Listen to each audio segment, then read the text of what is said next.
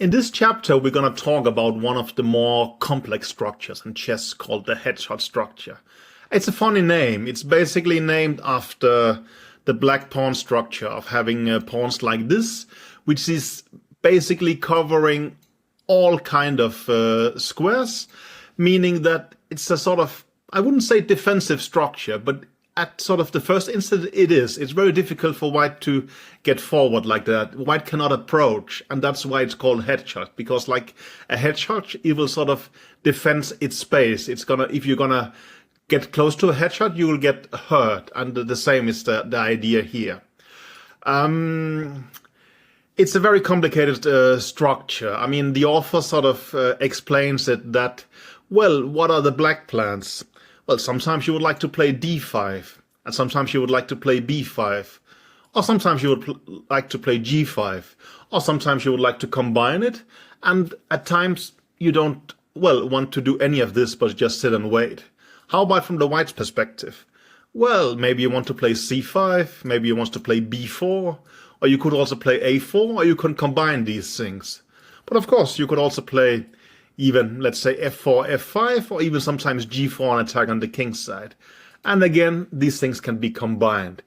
It's a very, very complicated and fluid position to sort of describe, or structure to describe just in general.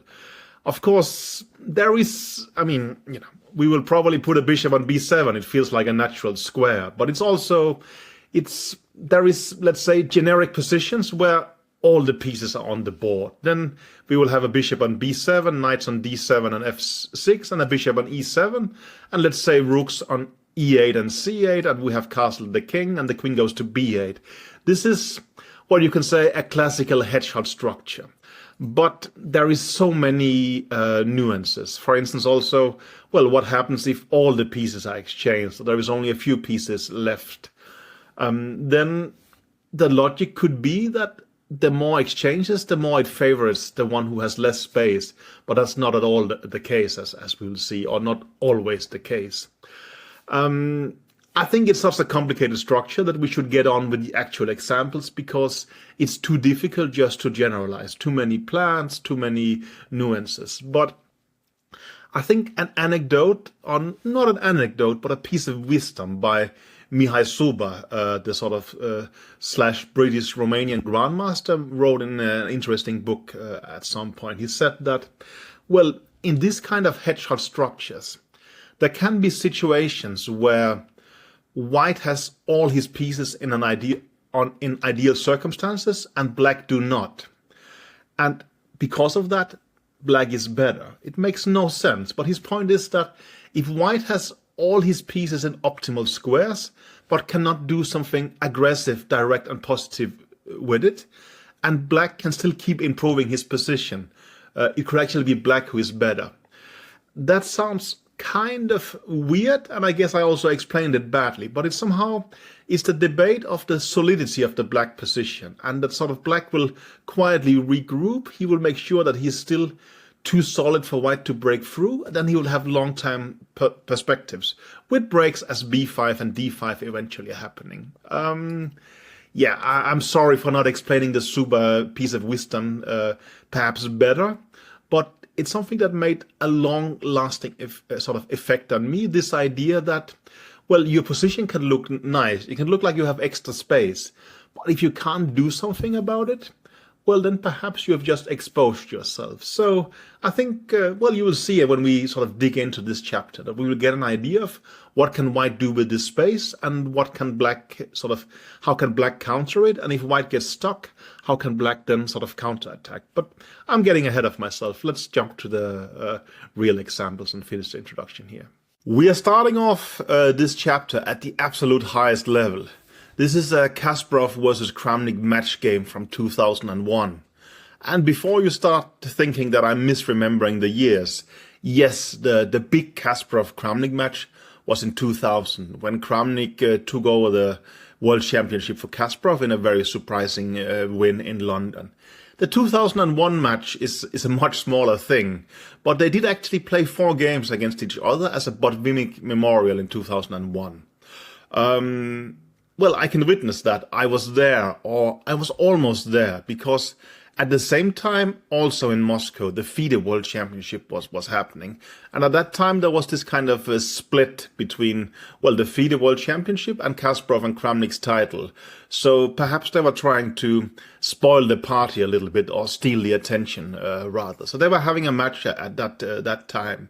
Well, I think more or less on the same day, I lost a game to Vichy Anand, which, while losing is always painful, it meant that we got in touch and I became a chess second, and has basically been my job ever since. So there is quite some mixed feelings about this game. Anyway, let's talk about chess and not about my sort of youthful memories, right? The author is having this position as a idealized version of what White really would like to achieve in the Hedgehog. It's actually a position from a game, so you could say that it's a game example. You can also say it's basically some kind of generic positions where White has managed to put his pieces in a completely ideal way. It's a typical Hedgehog in the terms of that, well, we can see there's only an exchange of pawns, the C from the D pawn, so we get some kind of Sicilian structure. And then all the minor pieces are still, not only just the only minor pieces, but all the pieces are actually still on the board. I think the author makes some very good key observations. He says that, well, this is ideal from White's perspective, or you should really try and understand why. His first point is that Rooks belongs in the C and B file. So it's important to understand, well, the D file is open, but there is no action going on there. I mean, well, that is actually not the place it should be. On the other hand, the B and the C file is where we really want action to happening. I mean, we want to start opening these files to attack and break down sort of Black's cozy defense. And well, for instance, we are targeting the queen in the B file like this. So this puts considerable pressure. But that, I think, is a key thing to understand, that it's not about the D file, it's the B and the C file that matters. His second point is that this queen on C1 is actually quite well placed. It, for a start, protects the rook on B1, and I would argue on my own that it's also sort of enhances this rook, but that it connects these things and means that B1 is protected is useful when we start targeting the queen. But also, well, while the D file to some extent is a White's open file, it's Black who actually would like to push D5, and then having the queen out of the way on C1 is quite great. His third point is that the bishop on G1 is very well placed. We can see that Black has made this construction, which is very typical, and it's aimed at attacking the H2 pawn. But when we have a bishop on G1, this one is cozily defended. Of course, you could make the argument that isn't this a passive construction? I would say no, it's a very solid construction. It's a construction that Black really can't get to. Well, he actually can. The only way he can do it is to sort of launch forward this pawn. And this is a theme we will see in upcoming examples. But this construction in the corner is extremely solid, and it's aimed at sort of neutralizing this attack with D5 suddenly opening the position and attacking like this. So this corner construction is also a key part of it. And then he mentions as the final point that these knights are sort of ideally placed in the sense that, well, they are centrally placed, but also, I don't know, to call it out of the way is a bit weird because they are centrally placed. But for instance, I mean, a Black break with the D5, you can always take like play C5, and then, well, these knights are not gonna get harmed. So you cannot really start, I mean, you cannot attack them. They are actually very usefully placed, and they are, I would say, they are looking mainly in the queenside direction. So they are helping to sort of push these pawns. And that's what he says, that, well, what is it that means, well, what is White gonna do next? And White is basically pushing either A5, B5 or C5, depending on circumstances. And for that, I would argue these knights are excellently placed because they are defended. So when the D file opens, there's nothing that hangs on the of these knights. So all that, I would say, sure. I mean, people of my age group who grew up studying the game like, well, more than 20 years ago, we know this example from Kasparov. We know that this is kind of how you would like to put the pieces. There was nothing shocking for me there. The shocking point was when I thought, okay, let me turn on the engine and see what it says. Well, take your own guess. What do you think here? Is white slightly better? No, white is completely winning, which is quite shocking for me. The computer gives +2 in this position. +2 is not a small edge, it's a completely winning edge. So that is pretty shocking to me that, well, this is a winning position for white. This is very unusual, right? I mean, I wanted, or the author wants to show a generic situation that, sure, white has put his pieces nicely, but normally things are not too bad for the opposing side. Here it is. It's just a tragedy. There's basically nothing you can do against mainly the move a5. If white was to move, he would play the move a5, and black would basically be, I mean, well, yeah, okay, I will make a random move h5. It's not random, but after a5, something like this, and well, one thing is the move b5. We will see this example in later sort of similar positions. But even something like takes, and the queen has to go to c8 because of the threat, and then c5 is just crushing. Something like this, while we have created complete symmetry, well, we see the power of these constructions. I mean that, well, now a6 is hanging with the knight here, but also basically these pieces are, well, they're just going to die basically due to the pressure in the C file. So white's threats are actually extremely immediate in this position, and it's still hard for me to grasp that this is just a winning position for white. I have really put on the engine like 5 times to make sure I'm not doing anything wrong in the setup, but I'm not. It's just a winning position. The game was actually a draw. Kramnik was even close to winning it, but of course he was in huge trouble before that happened. And I think also that's why the author has chosen not to have any further moves in the book. He's just saying, well, this position is a key thing to sort of understanding what white should do. I started thinking, what is it that's wrong with the black position? And perhaps you can make the argument that this construction is not ideal. It's something that we are basically told that that's how you put your pieces. You create counterplay against h2. And I think we will debate it in the further examples. And sometimes it will work rather well for black. Quite often it will not. But I think this is part of why this position is pretty bad.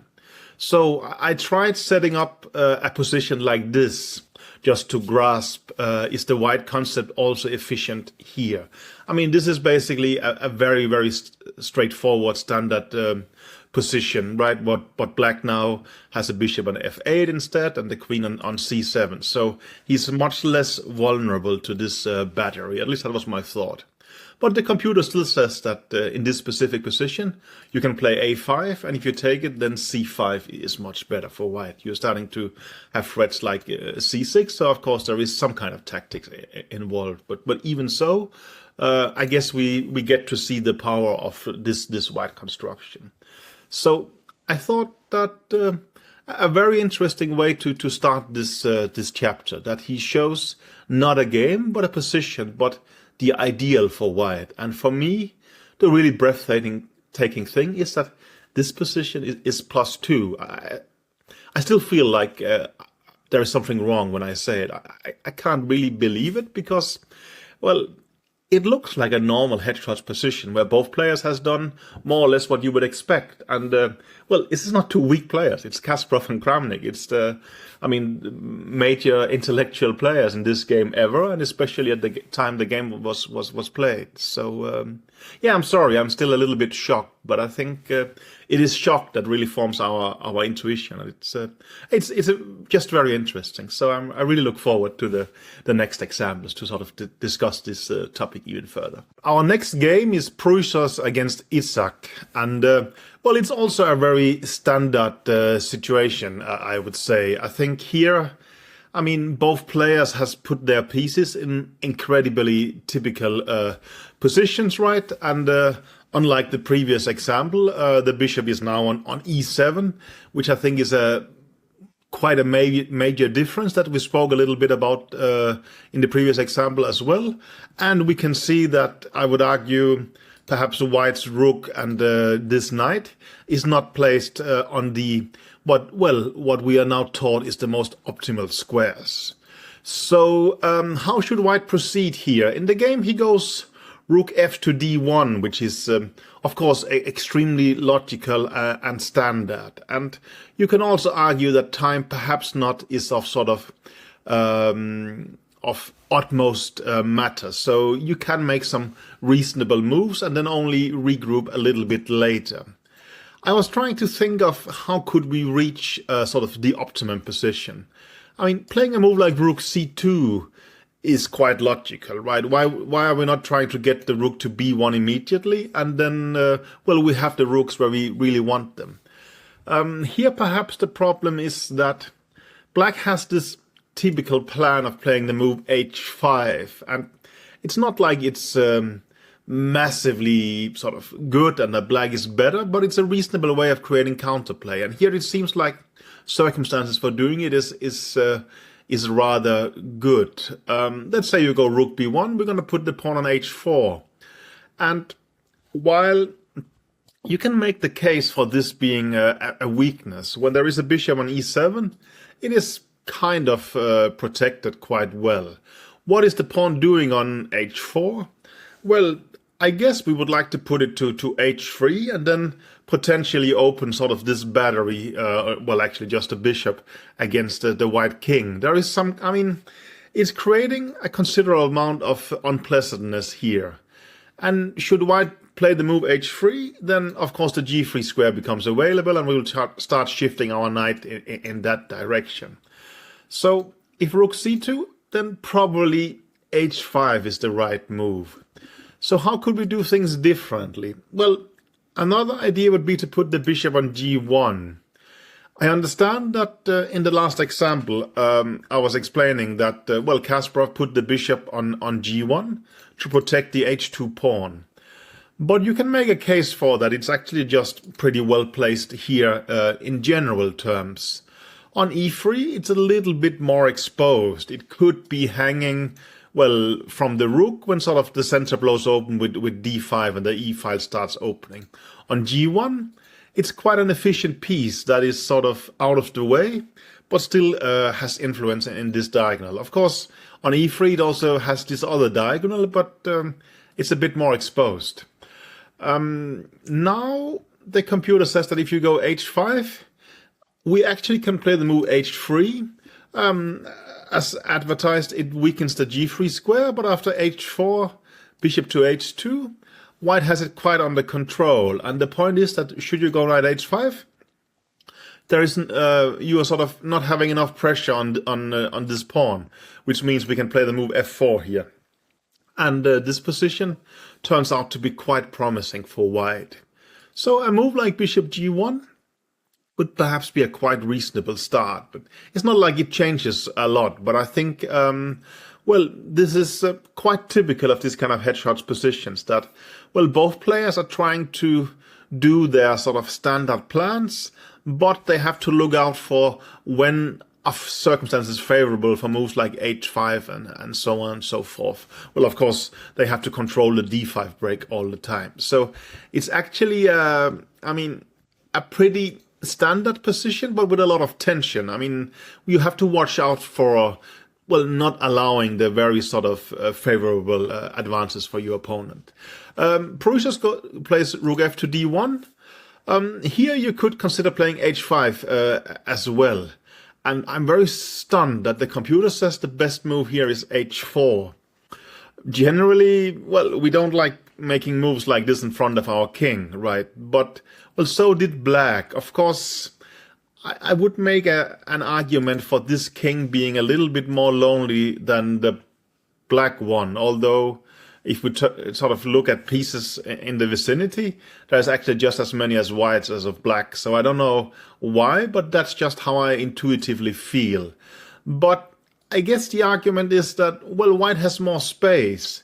So playing a move like h4 perhaps is not too bad. Maybe my problem is also that in my youth, I lost a game to Rasuvaev with the white pieces, where I put too many pawns on the fourth rank, and he told me, well, you know, I was told that when you put 5 pawns on the fourth rank against the Hedgehog, you will lose, and you, young guy, you put 6. So maybe I'm just afraid of putting a pawn like this. That could be that I'm simply too scarred. But here it looks still somewhat out of place, but the computer says it's a reasonable idea. The game went knight e5, also extremely typical, having an immediate threat on the c4 pawn. So white goes knight a4, counter-attacking like this. Now black goes bishop a8. It would have been more exact to play the move knight f to d7 now. Now, well, you see there has been this exchange of guards that, well, the knight has basically moved from f6 to e5 due to sort of a reshuffle like this. The problem with bishop a8 is there's now a typical tactic exists. White could take on b6, so obviously black takes back, and now knight f5. And in a line like this, despite that white at the moment only has 2 pawns for the piece, there is a chance he will pick up a third one. It's a pair of bishops and two sort of connected passed pawns. The computer actually assesses this as quite favorable for white. It's a bit surprising to me when you just look at the position, but well, the computers normally know what they are doing, and it seems like it's black who has to fight for a draw, perhaps trying to, well, give up a piece for 2 pawns and sort of equalize like that. But computer says that this position is just quite pleasant for white, actually.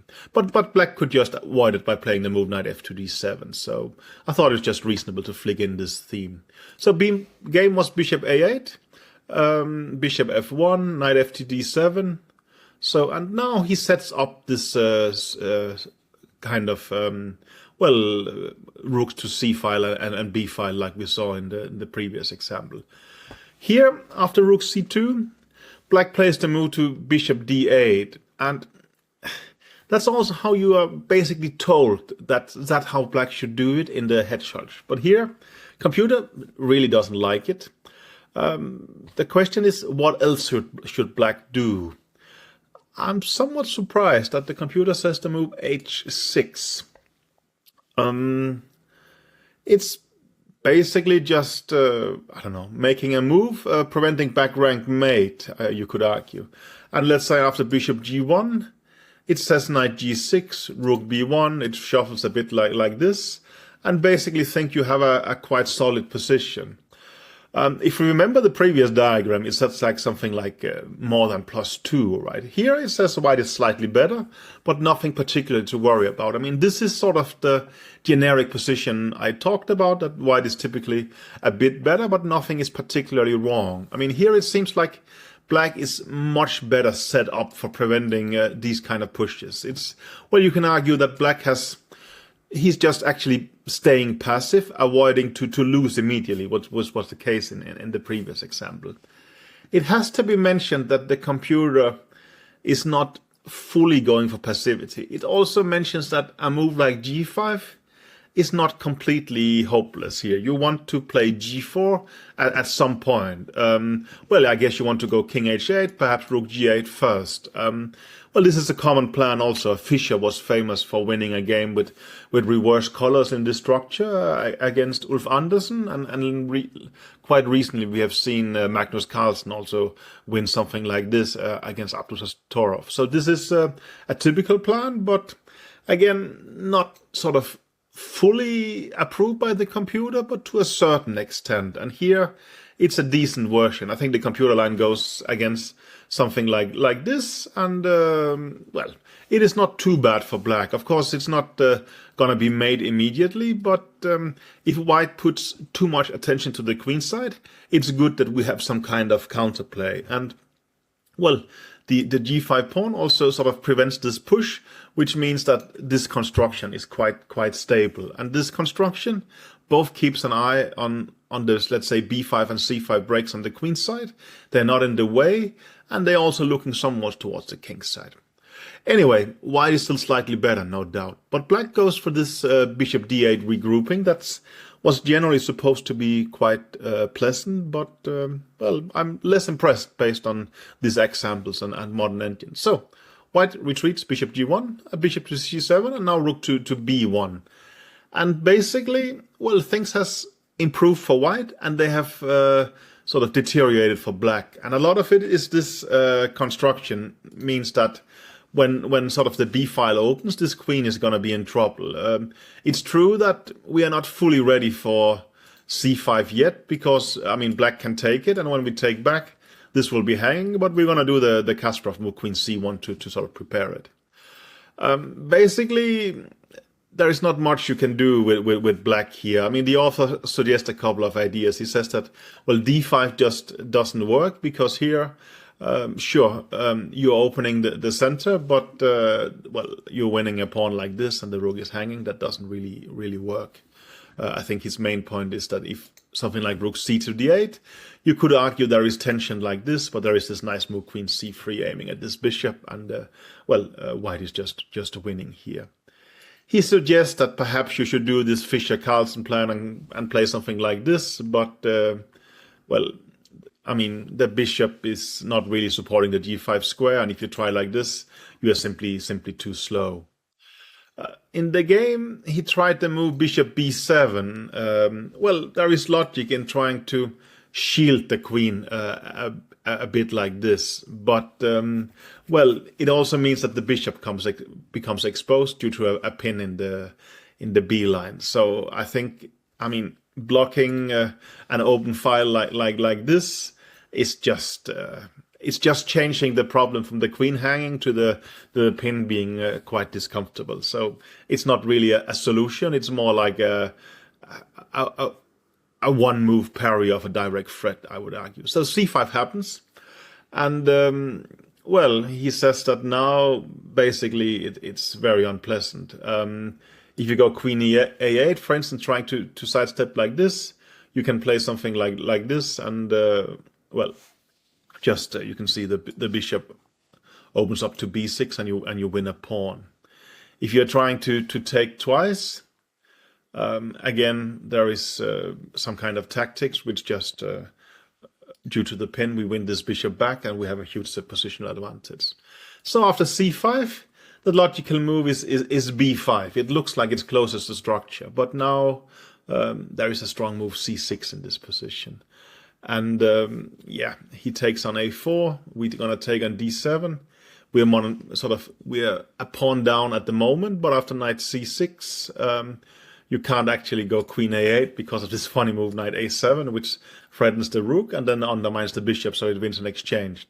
And in this position, well, we are gonna get our material back on a6 directly, on a4 a little bit later, and well, when we win or sort of get rid of the a6 pawn, the b4 pawn is going to be a monster. So white is much better here. The game was something like this, and he tried knight c5, but then rook takes c7, and bc5 is just winning for white.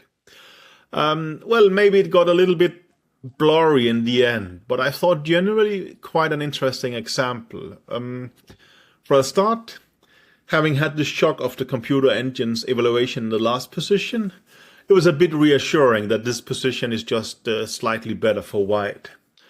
Then comes this discussion of what should white do, what should black do, and it worked quite well for black doing h5 at times, but mainly as sort of disturbing a little bit. I found this bishop g1 move quite intriguing already here, to be able to reply with h3 and put our bishop on h2 like this. That I had not seen before, but it's quite an interesting theme, and it very much gives away that, well, black would like to flick in h5, but you really have to care about circumstances. I thought it was cool that in this position, actually a move like h4 has to be taken seriously. I've never seen this as in an actual game, but the computer says white is definitely still pleasantly better here. And perhaps the strongest impression for me still with the previous example and this one is that this move bishop d8, we have to start considering as not as key an element to the hedgehog as has been previously seen. I mean, it has ended up just horribly in the last two examples, right? What else to do? Well, I spoke about it. h6, if you are brave, you want to push g5 and have a setup like this. It is possible to play like chess like this, but also that this position is just solid because, sure, black doesn't have his direct counterplay, but he has managed to sort of, postpone the advancement of these pawns. They're actually quite blocked, and then it's not so easy for white. And then when I think in the end we got to see that, especially when you have a bishop on c7, this construction becomes very powerful, opening things up on the queen side. I think we shouldn't forget that this bishop protecting this pawn is quite crucial here. So I think another good example, and while still being pretty negative from black's perspective, at least it's moving in the direction of that the hedgehog is not just losing, but we have to be careful how we do it, right? So I thought an interesting example again. If you think that the hedgehog has gotten some beating in the last examples, well, get ready for some more. I mean, our author is really having a go at explaining the full potential from white's perspective. And again, the focus is on these two rooks. It's the exact same game like last time. He's just showing that in this position, while white did win a convincing victory after taking on d7 and playing knight c6 with a good sort of positional advantage, that you don't have to take on d7 immediately. I would say that here we do have a fork, right? But also a fork which the opponent hasn't run away from. So it's actually gonna stay, which means that in this position, we can unleash even more of our force upon him. And the author suggests a brilliant move, b5. It's simply just opening the queen side as much as possible. And this really has devastating effects for black. Perhaps the reason it didn't happen in the game was, well, of course, when we can take a piece, we do it. But it looks like a move like knight c5 isn't this strong. The point being that after ba6, we can interpolate with a move like knight b3 and get some kind of relief. But there is a brilliant queen sacrifice here. C takes b7, knight takes d2, rook takes d2. To be honest, I think the author generally wanted to show this position. I can understand him. It's pretty beautiful. So the rook is hanging, and after rook d8, rook c2, we only have a piece for the queen, but we have these two pawns, and the computer says something like +5. I guess there is just no particular way for black to sort of defend against knight c6, and after this exchange, we're just going to play a7, and these pawns are just going to queen. I think I remember at some point reading a book on how they programmed computers and for playing chess. And pawns like this, obviously you have to add a massive bonus for that they could queen, especially when this square is under control and the pawns are unstoppable. So this is quite beautiful, but perhaps more a show-off than being sort of very illustrative. His main line is, bishop a8. What happens now? Well, now he takes on d7. And, now there has been this interpolation of, bishop a8 and b5. But having played b5 means that when we go knight c6 now, it comes with considerable more force. Because we can take back with the pawn. Actually, it's a cute tactical line. So if bishop takes c6, we're going to play b takes c6. And while he can take a full rook on b1, we take a knight, but at the same time we fork his rooks. So he takes our bishop on f1, and now either we take on e8 first, or we can play rook takes c7, and next move we're gonna take one of these rooks, and we're gonna end up a piece. So there is some complications involved indeed, but well, the main point is that, well, having played b5, we get more firepower when we take back on c6. We're not just winning positionally, we're actually winning immediately tactically. So the computer is giving queen b7 as the best move, and now he does this Kasparov trick of going queen c1, both attacking in the c file, but also connecting these, and when these are connected, suddenly, well, we can take on a6 next without a1 hanging, right? So after queen c1, the position really starts collapsing. If you take on b5, there is this nice move knight a7, as we saw in the previous game. It attacks the base here on c8, but you can't really move it because then, well, our rook would be able to take on c7. So we win an exchange at the beginning, and we're going to win more even later. And, well, what else? He suggests that, sure, a5 could be a way to, well, radically stop that the pawn will take on a6. But unfortunately for black, the move b6 is just completely crushing here. The very basic tactical point is that, well, if you take the knight, then we're going to go knight takes a5. And, well, if queen b8, there's just bishop a6 again, undermining well, attacking the rook on c8, which means that there's going to be a threat on c7 if it goes away, so it wins more or less the house. And if you play the move bishop takes b6, well, there is a very simplistic check on e7, rook e7, and we can take on c8, right? So that doesn't work either. So after b6, basically the position is collapsing. Well, his main line is bishop d8, but knight takes a5, and our b pawn is going to do the job, and that's more or less it. So, well, a little bit of a show-off, I would say, but I mean, b5 is a cool move, and you get to see the power of this sort of queenside attack in full action.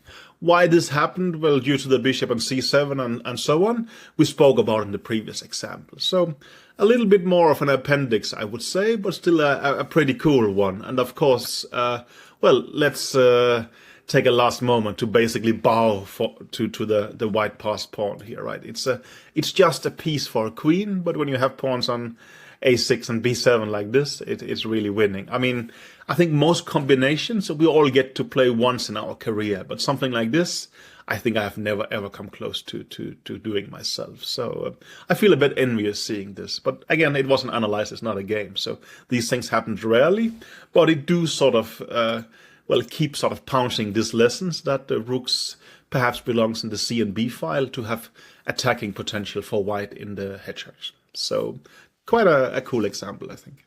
Our next game is by the author himself. It's Flores Rios' game against Hydra Pichan from 2013.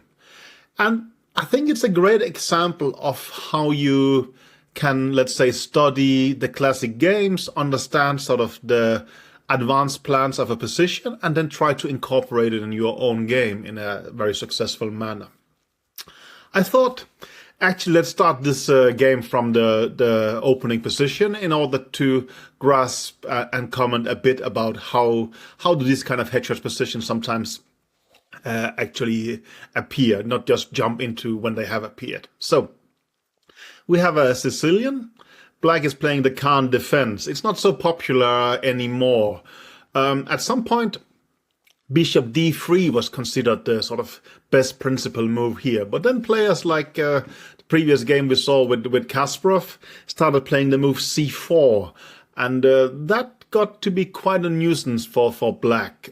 Black would continue knight f6, knight c3. And then after queen c7, it will end up in a sort of hedgehog structure. Nowadays, perhaps the best move is the move bishop to b4. The problem with this move is it leads to very sad positions. So somehow players often place the Khan and they want to get a hedgehog in order to get a complicated game. But if you do like this, well, if e5, then knight e4 is quite strong. But unfortunately, there's this kind of clever move, queen to d3.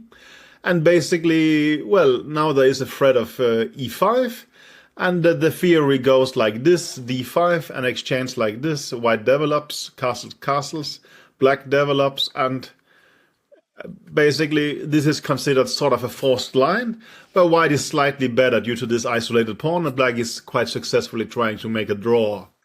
I mean, sure, if you're a top professional and this is your living, maybe this is fine. But if you're an amateur player actually wanting to have an interesting game, perhaps not, right? So this is not why we play the Khan and the Sicilian. So Queen c7 is kind of the move. And then this clever move a3 became very popular. And, well, the idea obviously is that we want to control bishop b4 not being an option. But we're still, while we have, you can argue, is this really relevant? It's somewhat relevant, but it is still wasting time. But it seems like black cannot manage to hit at the white center well enough, so we're going to get a hedgehog structure. Black goes b6, bishop to e3, bishop b7, and now the move f3, just sort of solidly covering this base. Sometimes black can play a move like bishop d6 to attack here, but in this position, well, because we have a pawn on a3, right? There's no check on b4, so this tactic just works. Well, white is just winning here.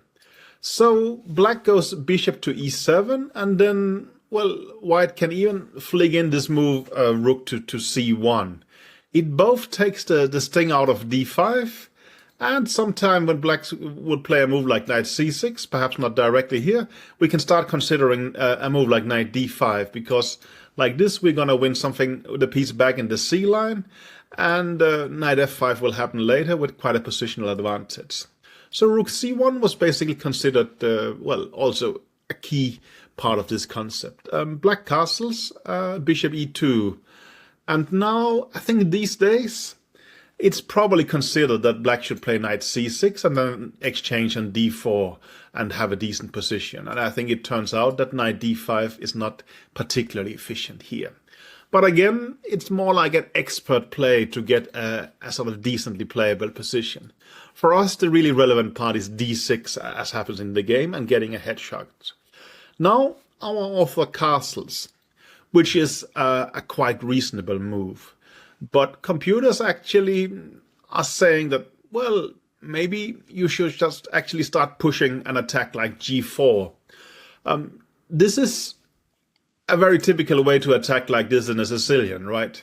But we normally would combine it with long castling. But here we have already played the move rook to c1. The computer seems to not care too much. They are debating, should we go g4 here directly, but now perhaps you can play a move like knight fd7 and threatening a check here. Then there is a move like h4, and the game goes on. Or it even says that in this position, perhaps you could start with the move queen to d2, and if knight d7, then to play the move g4. Black is not lost or considerably worse here, but it's quite interesting and somewhat pleasant for white, I would argue, but an interesting position. There is another move, perhaps not played directly in this position, but in a similar position by Jordan van Forest. And please don't fall down from your chair when I show it. It's the move king to d2. Yeah, well, what do you want me to say? It looks obviously ridiculous. And, I mean, but the idea is that, yeah, we would like to castle long, and we would like to have our rook on c1. And sure, it takes a little bit of time, but, well, if we would castle long, I mean, we would still have to play king b1 and rook c1 afterwards, right? So just, I mean, doing like this is not insane at all. It's actually, for a start, white is not worse at all here. White is doing fine. And according to the computer, if black just plays, let's say, normal chess like this, white is actually going to get his way. He's going to put the king here and play g4 with a very nice position. The computer wants us to go rook d8, and if king c2, then strike immediately with d5. Well, that almost looks too good to be true, right? We have a rook attacking in the d file like this, and the queen is attacking towards our king. But of course, white is going to take and do the move king b1 when this rook come into play. And it's only because black can play bishop c5 and after b4 sacrifice a piece like this, the computer says the position is quite equalish here. But you can see a very specific response is needed for black just to get a decent position. So the move king d2, I thought, well, this is modern chess with artificial intelligence, as fun as it is. Well, maybe it's just me who thinks it's funny, but I mean, this is why I love chess moves like king d2, right? I mean, it's things that, well, you know, imagine a non-genius player playing it, we would just laugh at it and say, of course you can't play chess like that, but you actually can. Well, in this game, well, this is 2013, quite reasonably, they were not ready for such. So for Ruiz, he just castled the natural way, not the weird way we are sort of artificially weird d2. And knight bd7, b4, rook a c8, king h1. We have a very standard position. The king goes back to, sorry, queen goes back to b8, he goes queen d2. And now, well, we can see this bishop d2, sorry, bishop d8, it happens here as well. This is just so inbuilt in our understanding of this position at the time that you see so many doing it. I mean, well, I made the point again, it's not weak players doing it, it's Kramnik as well. And this is just how the position was understood. The game goes rook to c2 and now bishop to c7. And, well, that's very logical. Bishop g1 happens. Bishop g1 is also, it's a very sensible move. He has a great position. In the sort of, well, in the next example, we will see another move being played here. But I want to make a point that the computer prefers the move g4 here. It doesn't, I mean, why would it waste time to sort of start defending something like this? It basically thinks I can just push for an attack. And if you start opening with d5, I'm going to kick your knight with g5 myself. The computer says the best way to fight is g6. And after f4, sorry, like here, you have to go back like this. And perhaps now, well, there is some exposure in this diagonal. Well, the other way around, obviously, right? Towards the king, and it says maybe you should play a move like king to g1 now, and it assesses the position as being quite better for white. A point is that, sure, you can do queen a8 and put pressure on this pawn, but the pressure is not real, because you can't, I mean, well, you can't take it because your queen is going to be trapped. And basically, a position like this, well, rook f8, you start pushing h4, and the computer thinks white is quite better here. I guess, again, part of it is that these pieces, well, they are supposed to sort of attack toward the white center and the king in the diagonals. But if that doesn't work out, they are really very far away from the king on g8, which means it's a very legitimate target for white. So g4, actually a cool move here. But, well, he plays very classically. He goes bishop to g1.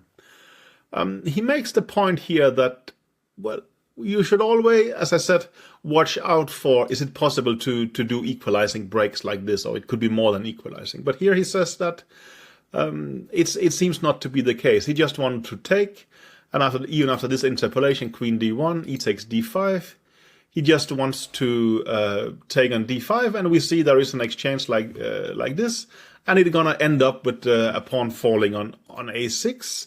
And while black has liberated his position, and you can argue that these bishops looks nice, the white position is solid and a pawn up, so that doesn't really work. So he goes rook f to e8.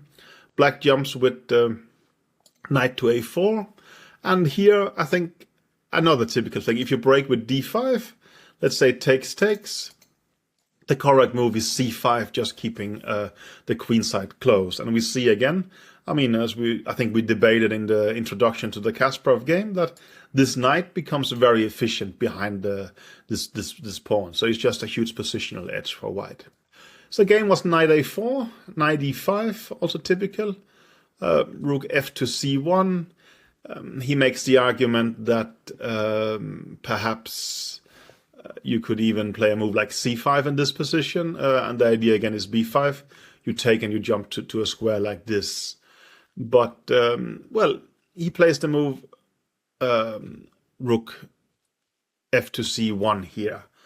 And now, well, knight c6 happens. He's just trying to make an exchange. And here we get to sort of the sequence the author, well, I think rightfully is very proud of, but also that's why he sort of includes the game into sort of this book. Normally, I think when you have so much more space, keeping pieces on the board is a good strategy. I remember, well, we'll get to that in the Marakshi chapter, but I had a game with Gulko where he sort of managed to keep all the minor pieces on the board compared to only 3 of them. And he told me it really limits the black position. And that's generally true here as well, but there is exceptions. And our author takes on c6. And now he follows up with a very, very cool move. He plays the move b5, and it looks very ugly at first. It really, I mean, well, suddenly, I mean, this, I would say, should be red, not green. Well, in reality, they are green, they are good, but it looks like they're really weakening the structure. It also means that it completely concedes the c5 square. I mean, if this knight could magically jump there, black's position would be immediately very, very good. But that's not the case. The problem is that black is facing immediate concrete problems and there's no decent solution to it. If you start, let's say, exchanging, well, there is a simple tactic. But when you take back on b6, we're just going to swap everything on c8. I'm going to take back on b6 with an extra pawn in the end. And of course, we'll be winning due to our passed pawns.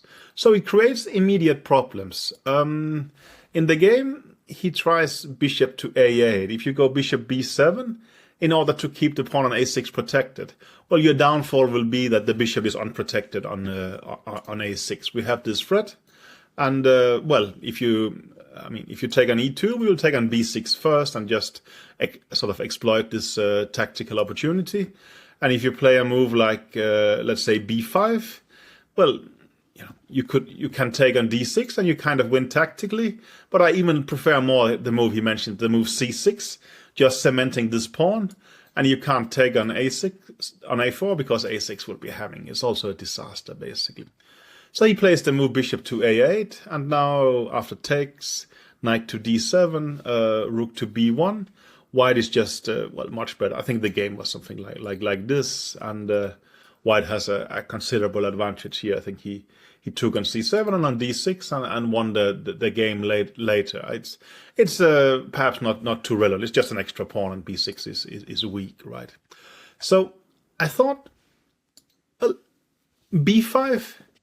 It is it's a very strong move. I don't know how to describe it. Perhaps it's typical thing in chess that, well, they say in order to break down your opponent's defenses, sometimes you have to do moves that looks ugly. I think, well, some are saying that if you want to make an omelette, you have to break an egg.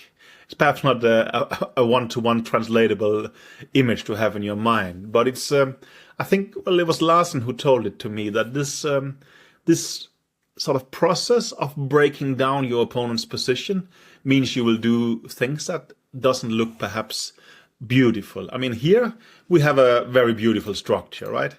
And then sometimes, well, we are doing b5 and it's going to do considerable damage to our opponent's position, which is really what matters. But it still feels uncozy for me. It's something that it's almost like you have to break something within yourself, right? You're doing considerable damage to your pawn structure, but maybe it's also, I think it was Vallejo said at some point that, well, don't worry. When you start the next game, your pawn structure will be completely perfect again. So sometimes you have to break things in order to win at chess. I thought generally a cool example. I think, we saw some, well, of course, moves like king d2 and g4 is something, if we want to have a very modern understanding of the hedgehog, it's important. Perhaps it's not important for the generic positions, but also the generic position has to happen by some kind of concrete move order. And here, moves like this definitely have to be understood. I guess we got to see again that bishop d8 is something that we have to do with much more caution than was originally thought when people sort of started to enjoy playing the hedgehog. It seems to be, well, there will be examples where it's a good idea, but quite often it's quite suboptimal at all. I think even in this position, the computer says, why don't we go back to d8 and put the bishop on e7? Well, that's, I mean, actually literally giving away 4 tempi simply because of that one being misplaced. And perhaps I forgot to mention, but I've also here, the computer wants to play again the move like h5, at least to get some kind of counterplay against this structure to force a concession and things like this. But generally, I think a cool example and a great game by our author. I can understand why he is rightfully proud of having played the move b5, and also, well, it's a great example, as I mentioned. It's someone who has studied the Kasparov classic, but also, well, you should not just copy the classic. You should incorporate their knowledge and then to try and use it concretely. And this is exactly what he did, and got rewarded with a win. So fully deserved win for Flores Rios here. In our next example, we are staying within the Flores Rios against High-Repetchan game. But, I mean, the author has a very interesting thought here in this position. And I think it's a good example of, well, he doesn't say it specifically, but my best guess is it's a good example of how studying chess with an engine can actually help you. In general, studying chess with an engine can also harm you. I mean, one thing, for instance, if you do it during a chess tournament, you look at your games, you will end up losing all kind of confidence, because an engine is a all-seeing beast, especially in the time of recording in 2024 here, that sees more or less everything, and humans are not that good. So you will basically get this impression that you're not a very strong chess player, which hopefully is not necessarily correct. And that is generally a problem. I recall it very much myself, that when I looked at my games during events, I would sort of go into depression, and many people has mentioned that factor. The problem is that we would like to understand chess better, and engines is an incredible tool for that. I mean, well, in sort of preparing for doing this course in this position, I turned on the engine, and the engine said the move g4 is the best, right? Would you start, looking at that if you didn't have an engine going? Probably not. Or maybe you would, but you will be much more skeptical in a way. I mean, skepticism is good, but also engines can really speed up the process, I think. And I guess it's the same that happened here, that Flores Rios has looked at his game. He did it very well. He won a beautiful game, as we saw in the previous example. But analyzing the game, I guess he realized that the engines would even suggest a move b5 here. He would think, whoa, that is ugly. I mean, if you recall in the previous example, I said that, well, b5 is a nice move, perhaps, but imagine if this knight can jump to c5 and block. Well, actually, it can do it here. So how can a move like b5 be good? It goes basically against everything we are taught, also even in this position, right? I mean, we made the point, if the rook was on b1 and circumstances was much better, perhaps we would push the move b5. But here, really, well, it turns out that, yeah, it's actually a pretty decent move. Well, part of it is that we want to get access to the b5 square with a knight, and like this, well, when we take on a6, we're going to remove the only, let's say, strong defender of the b5 square. For instance, let's say knight c5, we take on a6. You can't take with the bishop because of knight c6 jumping here and, well, forking the queen, and like that, it's going to win an exchange. So after knight a6, we're going to put a knight on b5 and actually keep considerable sort of pressure on this structure. And this knight on b5 is quite... well, it's uncontestable, right? Sure, black will have a knight on the c5 square, but we are claiming our knight on b5 has more actual purpose. So knight c5 is not ideal. Of course, a very critical test would be, can black play the move a5? It turns, well, of course he can. And then later, I mean, well, his dream is he will get the c5 square, and we are not going to get the b5 square. That is the dream scenario for black, but unfortunately for him, we move in turns. So we jump to c6 immediately. Then takes happens, and knight e5. And now this pawn on c6 is very weak. But the author's point is that that actually doesn't seem to matter much. We can play knight b5, and after knight takes c6, we go knight b2. And, well, we are gonna take on c7 and win the pawn on b6. Or should the bishop retreat, then we'll win the pawn on d6. He gives the knight to d7, and now he exchanges like this and goes rook d1, and he says we're gonna pick up the pawn on d6. So there's no way he can stop us from doing that. And then we're gonna have the pair of bishops, and the pawn on b6 is still gonna be weak, with a considerable advantage for white, which seems true. So that is quite nice. But, well, I do the same as the author. I have the engine running when I'm studying the games. And I could not help to notice that the computer says, even in this position, why don't we go g4? I think, okay, well, you lose a pawn. It doesn't seem to care. It wants to play f4 and says knight d7, h4. White is quite better here. Well, white is a pawn down. There is no debate about that. And he also has a weak queenside structure. But I guess the positive outlook is that we have basically not a free attack because we'll sacrifice the pawn, but we have a free attack in terms of it's not realistic to do counterplay with d5 or b5. So the king side is very much ours. We have a bunch of space there, and we are just gonna most likely push these pawns and somehow open files. Black's attack, or rather counter-attack, is normally on the queen side. But this structure means that b5 is not going to happen. And the d5 square is also, well, he's not going to push d5. And very typically, there would be a bishop on b7 attacking our king. But this has sort of disappeared.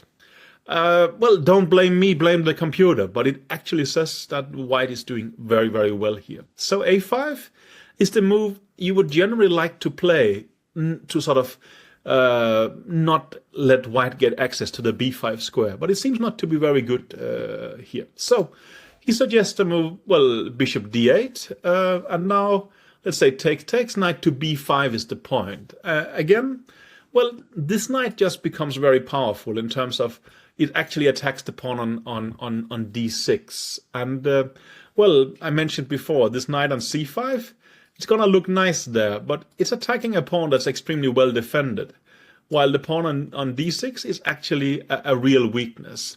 Now, for some reason, he goes knight e8 in his analysis. I think bishop e7 is a much more logical move, but let's say rook b1, rook fd8, covering things quite nicely.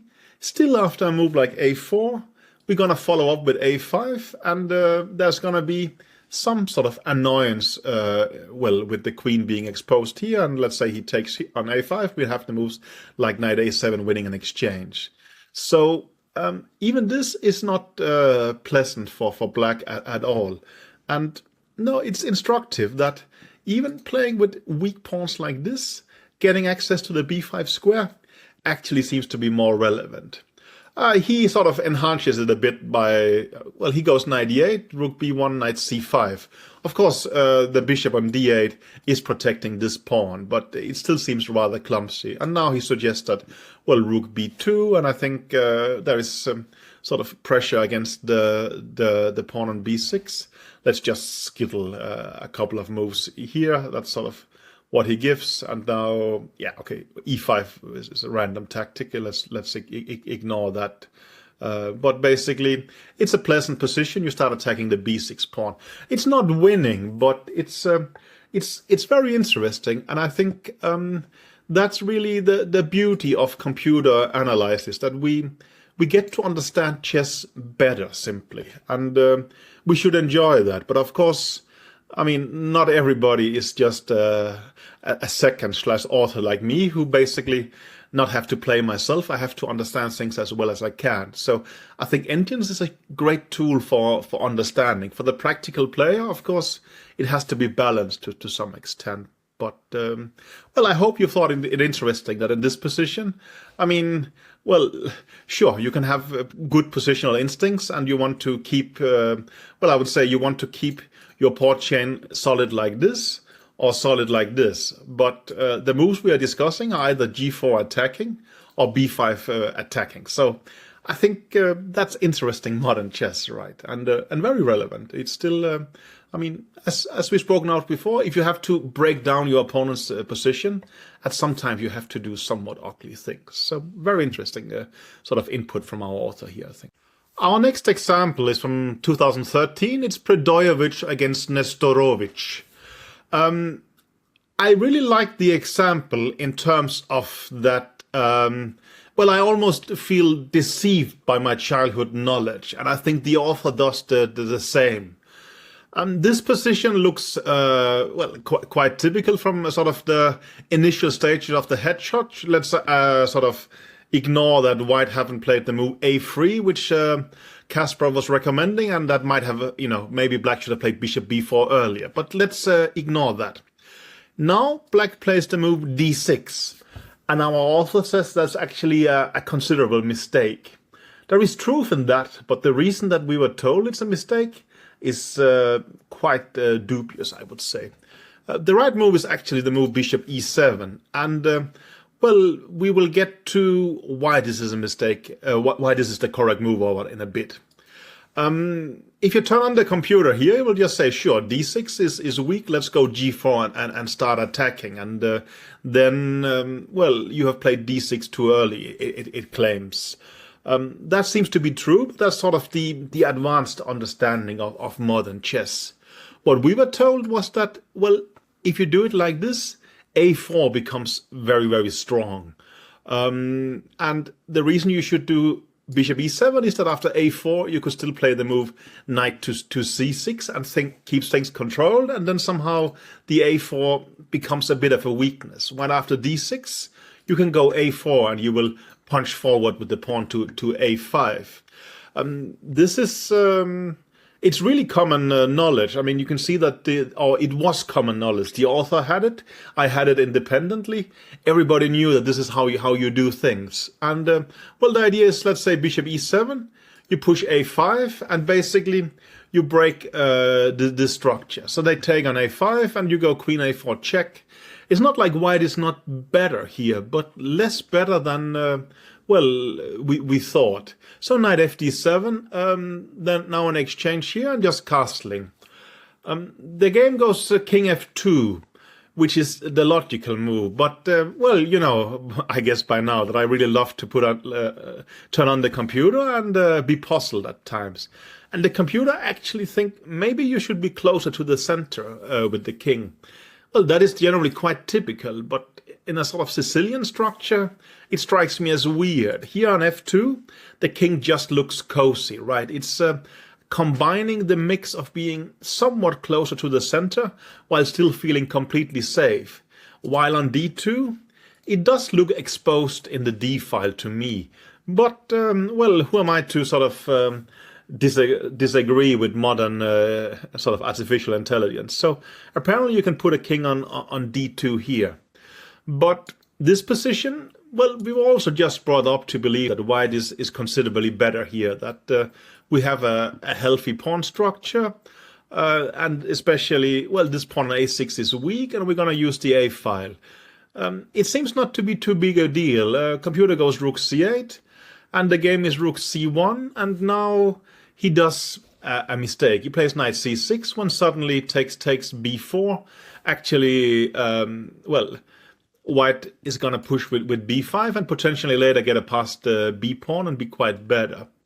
But the computer is suggesting just, well, as mentioned in the book, knight e5, b3. And now, not mentioned in the book, but just the move knight b to d7. And here black seems to be quite decently fine. It's difficult for white to make easily progress. I mean, this knight is sort of keeping an eye on the pawn on c4 so that you cannot progress like this. And also, if you start sort of pushing it away with f4, you start weakening your pawn on e4. Well, white is slightly better, no doubt about that. But this idea that allowing the opponent to play a4 and a5, it was basically considered like lack of classical chess knowledge. It was just, well, you play the Hedgehog, but you don't even know this. This is kind of ridiculous. But this seems to be somewhat antiquated. the conclusion still stands that bishop e7 is a better move order to be more flexible if white doesn't do the standard moves. Let's say, castling. But after d6, probably the best way to punish is the move g4, not the move a4. I understand that perhaps you will argue that, well, the hedgehog is a solid opening and we try to play positionally and attack later on the queen side. And that could be true, but it could also be a very aggressive opening, as we see, and you can play it with the g4 under the correct circumstances. So, no, this is, again, perhaps even like the first example we saw Kasparov-Kramnik, that I feel that some of my childhood knowledge and even the knowledge in the book seems to be just somewhat antiquated. Not in the full sense, but at least I think modern engines really enhances white advantage, and it shows that, for instance, well, g4 seems to be quite powerful, and that a4, while being sound and solid, and an extra option you have gotten due to this sort of dubious d6 move, it's also what we would call underplaying the position, that it's not wrong, and it's still pleasantly better, but you are not maxing out on your advantage, and it's a little bit perhaps cowardly to play like this when you have even stronger options like g4. Or you could of course argue it's just a matter of style, and they're both quite pleasant. So it's useful to know this plan a4, a5, but it's also useful to know that it's not that powerful, but again, well, you shouldn't really allow it, so you should go bishop e7 first, I would argue. So anyway, perhaps not too relevant, but at least for me personally, this was quite interesting and managed to really make my understanding of this position much more exact. Our next example changes not the pawn structure, but the piece configuration quite a bit. It's Elyanov against Yakovenko from the World Cup in 2013. And our author asks great questions here. He basically says that, haven't we all been brought up with that when we lack space, we should make exchanges? Because when we are sort of confined space-wise, it means that, well, we have less ground to maneuver and our pieces would typically start tripping over each other. And that's generally true. And, but his point is that in the hedgehog, not necessarily like that. His point is that black is basically sort of typically aiming for counterplay. And that counterplay is very much connected with the d5 break. But due to the exchanges, actually, white gets a much better control of the d5 square. And I guess also part of it, you can argue, is why is it that black doesn't suffer that much from sort of the lack of space, despite having as many pieces as possible on the board.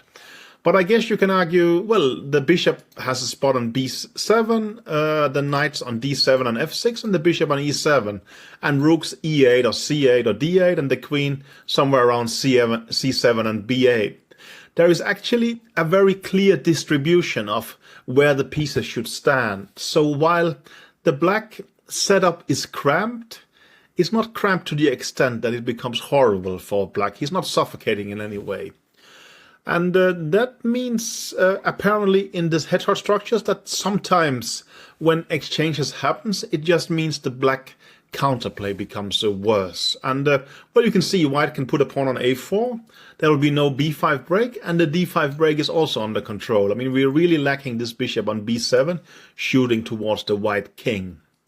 How bad is it is, of course, a relevant question. And I think quite bad is the reasonable answer to this. I mean, how should you deal with black in this position? Well, the author mentioned that if you go e5, well, we're transposing into a previous chapter. This d5 square is just very weak. I mean, e5 would be a horrible move, no doubt. And d5, well, you can't do it. We're just going to take. And now, a very simple move, bishop takes f6, and after taking back, we can take on d5, and white has a healthy extra pawn and is winning. So it's difficult being black here. A typical move is the one he does in the game. He plays the move knight to e8. It covers the pawn on d6, so that the position is more stable.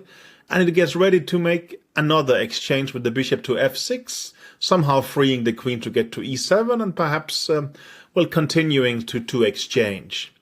The game goes queen e2, bishop to f6. And now Elyanov retreats with bishop e3, which is logical in terms of, well, keeping some pieces on the board to be able to win. But actually, it's a mistake. The book says that it was safer to play rook to d3, but it would actually just be quite better, says the computer. After rook to d3, the advantage is like plus 0.9, a really considerable advantage. And I thought a very instructive line was something like this. So takes a6, insinuating a possibility of b5. We're just going to ignore that, sort of, well, make sure it doesn't happen. So we go a4. And after queen e7, I really thought it's clever how white is doing it here via the computer. He goes doubling in the d file. Let's say rook b7 to get some space for the queen. Rook 1 to d3, queen c7. And, well, this sort of constellation is, it looks a little bit clumsy, but you can never really play e5 and trap it because there will be a rook square on d5. And you cannot really release this knight either because then d6 would be hanging.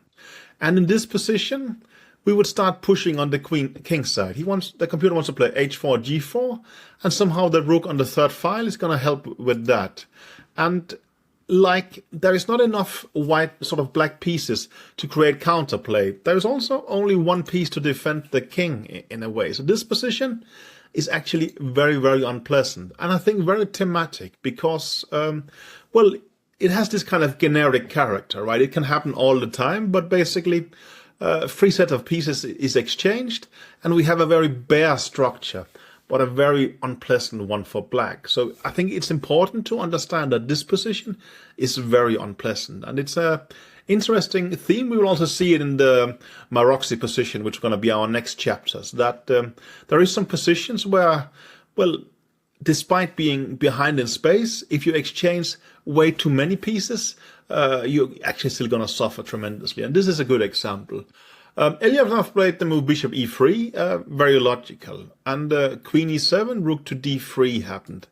And this actually gives black a chance. Black could just take on c3 now, just get rid of the pair of bishops. But in this position, there is a chance to play d5. And this basically equalizes the position. I mean, something like, let's say this, there will be exchanges, and while you can make a slight argument for the bishop being better than the knight, I think the queen side is still solid. The knight goes to f6, and the queen will appear in this diagonal with the slightly exposing of the king.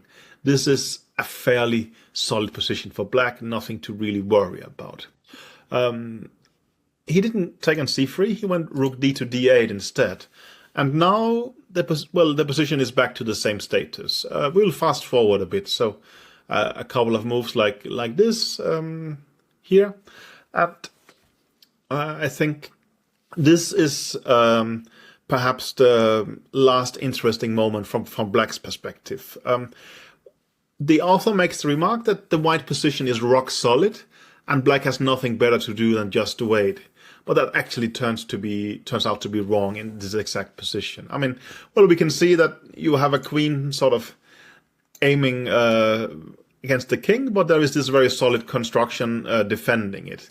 But black could play the move knight to f6, and we start perhaps insinuating opening with d5. It's not a threat immediately, but let's say if you do something like h4 in the game, the knight will jump back to d7 and actually start reaching the c5 square, where it's going to attack not only the rook on d3, but the pawn on b3.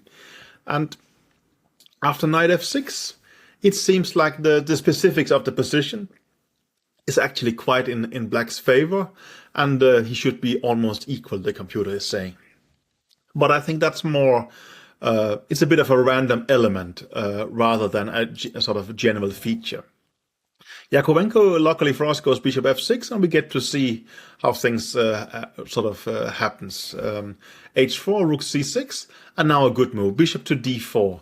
So Elyanov basically reverses on his previous strategy of keeping more pieces on the board. He's willing to swap this the pair of bishops. And here, it's just a very sad position. So rook goes back, and now, well, he starts expanding on the king side. G4, rook C5, rook backs here a bit, queen to E7, queen to F2. And probably it would be better for black to wait now. But he sort of gets scared of white perhaps expanding even further with F4, so he does the move G5. But it's one of these examples where probably the medicine is sort of stronger than, well, is more damaging than the actual sort of disease, right? So there is an exchange, and queen to D4. Now there starts becoming threat of rook H1. And of course it should be noted that black cannot do the logical queen F6 because, well, that would lead to this one dropping. And I guess we start to feel that, well, the lack of pieces on the board means that some pawns like this and this are less protected. I mean, if there was a bishop on E7, we would not have to care about the D6 pawn. But here, actually, this knight is very much needed for this defensive purpose, which limits black's play a lot. He tries to move rook 8 to C6. I guess the author mentions that queen F8 perhaps is logical getting the queen here. But then there's a strong move A5. The idea is if you take with the rook, we can take this weak pawn on B6, and your rook is starting to feel uncomfortable. And if you take with the pawn, then we're going to go knight A4.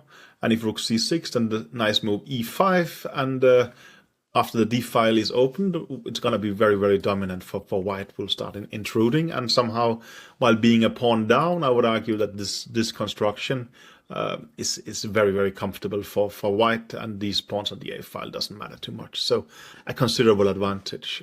Okay. Games was like this, and now the knight reshuffle itself to B4, and soon won some material. I think now, yeah, the game was like this. White is a pawn up and is quite easily winning. It doesn't really matter.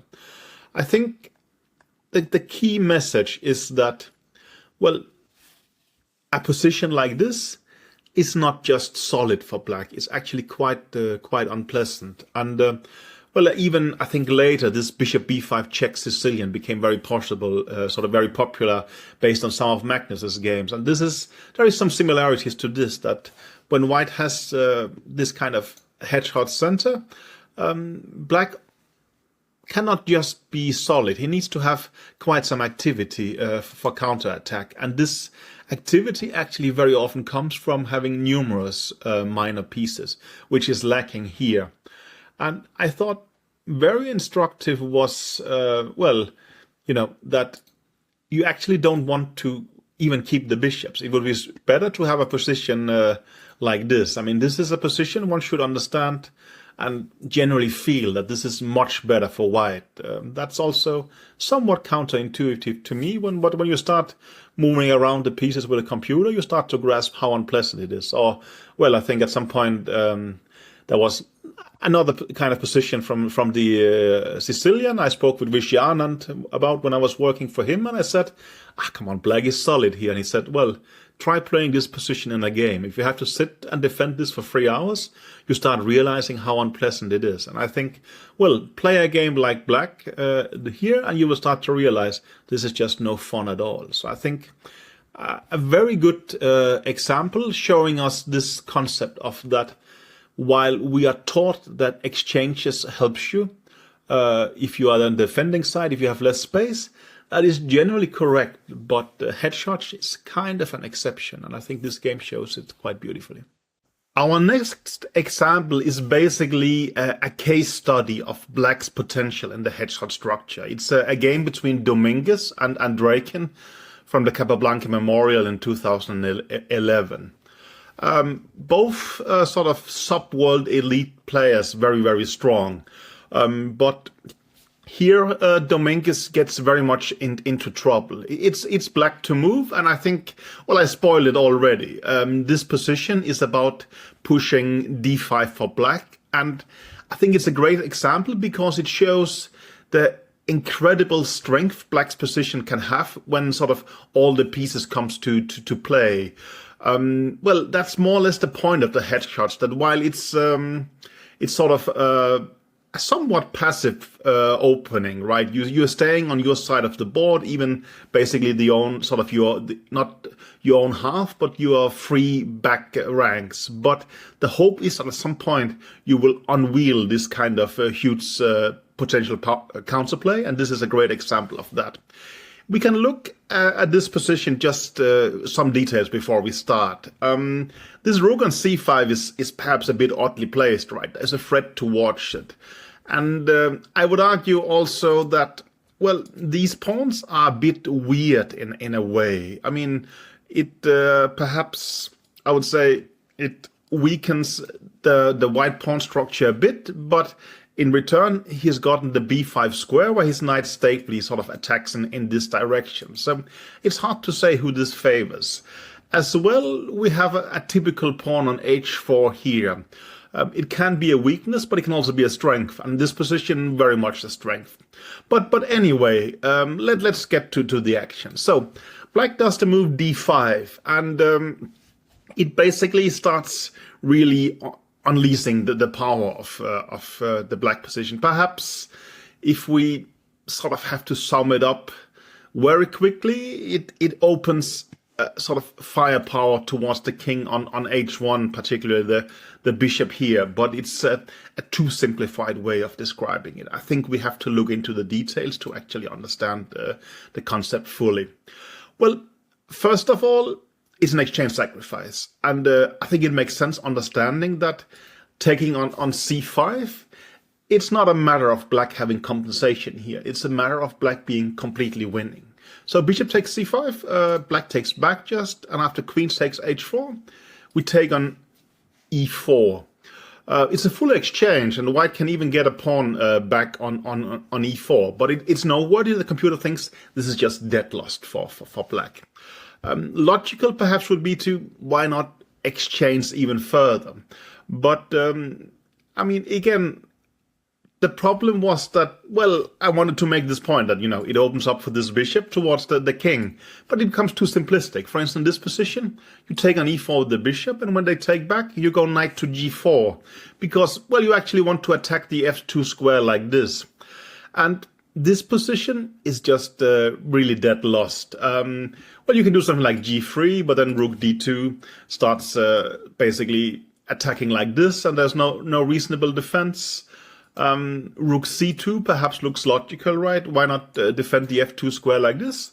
But after something like queen e5, well, you threaten the rook on a1, it's probably going to go to c1, and now, well, it doesn't depend on just one move, but let's say g5 here is really dead lost for white. There's no reasonable way to defend. I mean, we're having this threat on h2 of mate, and if you go queen g3, just to sort of show it, then king g7, and the rook comes there, and the king gets mated because we have a strong bishop on c5, right?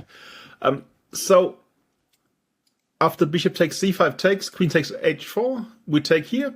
Well, the book mentions that you could also play, well, fe4 is his preferred move, but he says even here, knight to g4, it's generally hopeless. There is this threat of a check on f2, and after rook c2, again, there is a lot of moves winning for black. Black is generally winning here. It doesn't depend on the specifics, but his preferred way is this, and just wants to go king g7, rook h8, and basically black just wins outright.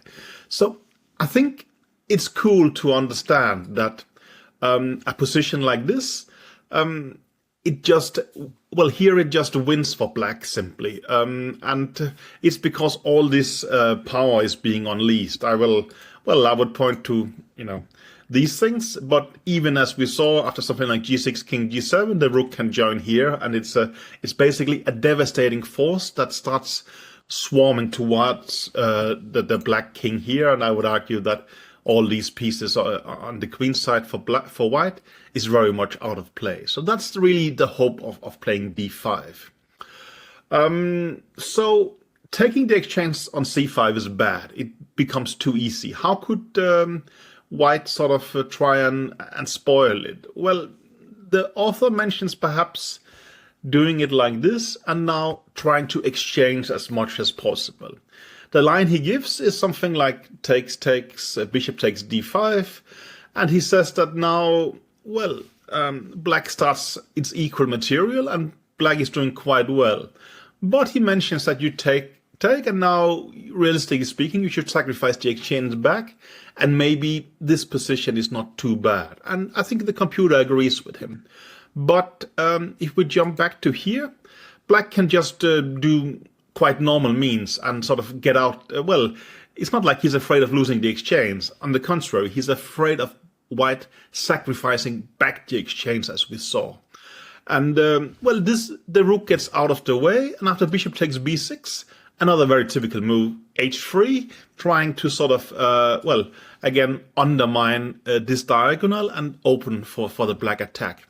And this position, computer says, is just a winning for black. You shouldn't have taken on b6 here, but even, well, if he gets a normalized position like that, black is just positionally better. I would argue that, well, there is this constant threat of h3, and black is just better centralized here. So it is a good idea to try and exchange some pieces, but black is doing very well anyway. In the game after d5, Dominguez took on d5 like this, take back, and now, well, he probably miscalculates the consequences now. Perhaps the best was to take the exchange, and after queen h4, the author starts debating taking on c4, but, well, white is kind of okay here. I checked with the computer. It even wants to just go d4 and play it positionally and says black is better. Again, we get to this thing that, sure, white is material up, but all these pieces start to have enormous potential. White is not lost here. I think the computer says if you go knight d5, you're actually fighting on quite reasonably. But I think it's still a powerful image that, well, you can be a full exchange down, but you have so strong pieces, well, you actually exchange and a pawn down, that the compensation is so massive that mainly by positional means or not long-term tactics, but also not very short-term tactics, black's position is more than okay. It's quite interesting and quite typical of the Hedgehog. In this position, Dominguez took on d5, and he was probably hoping that, well, things will start exchanging on d5, and maybe things would not be too bad for him. But Andreikin does something very typical. I mean, well, the pawn did go to h4 for a reason. He plays the move h3 now. And, well, I understand that there is some pieces in between, but it's basically the idea of, well, this becomes problematic for black at some point. And I would argue here, kind of sooner than later. Of course, yeah, white can win material in some ways. For instance, well, you can take the exchange now. Maybe actually he should, says the computer. Something like this. But, well, there is huge compensations in a number of ways. Perhaps you should go knight d3 immediately, actually. But even, I think the book gives a line like this, attacking the queen. And now the move knight to d3 and a position like this. Black has awesome compensation. Again, an exchange and a pawn down.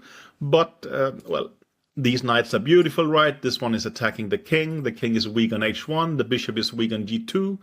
I think computer says it's no doubt full compensation for black here. And in the practical game, of course, black would have quite promising possibilities. But it's not a decided game at all. Well, Dominguez, an incredibly strong player, actually sort of gets lost in the complications here. But it's, I think, while the computer is not sort of completely going overboard in saying black is winning here, it's a very, very unpleasant situation for white, no doubt. I mean, it's him who has to play very well. It's black who has all the fun. So rook d1 happened, and he took back on d5. Again, I think for illustrative purposes, the book mentions that if you do like this, just exchanging something like this, it's black is winning. I guess it's easier to understand now. We have seen examples where basically, you know, you get activity like this, you're undermining the king, and you can sacrifice quite some material and still be doing well. Here is actually equal material. it is just logical that, well, white doesn't have any kind of prospects here. His king side is going to be sort of crippled in a positional sense, and black just has excellent pieces. So what black is actually winning here, but I guess it's a good point to illustrate that if all other things are equal in terms of material and, well, exchanges and pawns, obviously it's great for black. Dominguez, I guess, decides that, well, if I'm gonna suffer, why not be an exchange up? But it's probably based on a miscalculation. So the game goes like this. He goes queen to g3, and then just a nice move, the simplistic move, knight takes c3 here. White should have taken back on c3, and after something like this, bishop d4, there is more than sufficient compensation. It's actually white who has to play very well to keep some drawing chances here. But, well, Dominguez had another idea. He thought that he could exchange rooks like this and then take back on e5. If you take on c3 here, it seems like queen d4 is winning. There is actually a threat of queen g1 mate and also threats in this direction. But queen takes e5 was his point, and most likely he missed the next move because it's a very simple move when you see it, but it's a very atypical move. I mean, well, it's easy to see that the knight on f2 would be crushing, but that there's actually a route via d1 is atypical. Normally we would go via the e4 square, right? But this is protected here. But on d1, there's just no reasonable way to defend knight to f2. He tried rook a2, but after knight e3, we are attacking this one, but more sort of critically, he can't move it because then, well, things would be dropping on g2. So the game was knight c3, he took on f1, and, well, white, sort of black now has 2 pieces for a rook, but they're still winning on positionally on the king side, right? I mean, this structure is sort of collapsing again. So he won in a couple of moves from here. I think this part is not interesting. I thought it's a great example in general. It shows really the power of the move d5. But I thought there was a few peculiarities in the structure, so I was a little bit curious to sort of look at them. I think in this position, well, black plays the move a5. We saw that this sort of unusual structure appeared, right? I checked with the computer. There's absolutely nothing wrong with just, let's say, playing a standard move like this. It's not like white is very much threatening to do a5 next. But there's nothing wrong with a5 either. It's not like the computer jumps in terms of evaluation or anything like this. And this is rather unusual, allowing this knight to b5. But it's a typical, I would say, well, give and take situation that, sure, white gets this incredibly beautiful square on b5, not only beautiful but quite useful because it's a permanent knight on b5, but it also attacks sort of a very crucial part of black's camp. But, well, due to white not being fully in time, he cannot win the d6 pawn. I mean, if he could create some kind of well, direct trouble towards d6 and force black into passivity, it would be very different. That's what he tries. But let's say after bishop f4, which was the game, black is in time to go knight e5. There's a counter threat to c4, and after b3, rook fd8. The position is quite healthy for black. There was one more moment I thought was quite instructive. King h1, very typical. Well, while it is indeed into this diagonal, well, this is still a sort of, well, not long-term, but sort of semi-long-term consideration. Having the king on g1, on the contrary, well, there could be a check at any moment. So this is, well, I mean, you have to voluntarily go to h1. It's a safer square than g1. And while, well, this ends up badly half of the time for white, that is, well, it is a necessity to put it on h1 because, well, the check on c5 you cannot constantly have to worry about. In this position, Andreikin played h5, and that worked out brilliant for him, as we saw. But the computer actually doesn't like it, and I'll explain why in a second. But let's take the good move first. knight f2 d7 is very, very logical. You want to put the knight on c5. It's attacking the b3 pawn. And while, well, I said this is a beautiful knight that attacks, let's say, some kind of critical structure of black, then this pawn is very comfortably defended. When this knight gets to c5, it's actually attacking the pawn on b3, and that one you have to defend in a slightly uncomfortable way, I would argue. So knight fd7 would be a great move. And Dragon played the move h5, and I was very surprised to see what the computer suggested for white here. Well, we have seen something a bit similar in an earlier example, but h5 is really supposed to be a great move here in general. But the computer says that after h3, white is actually considerably better.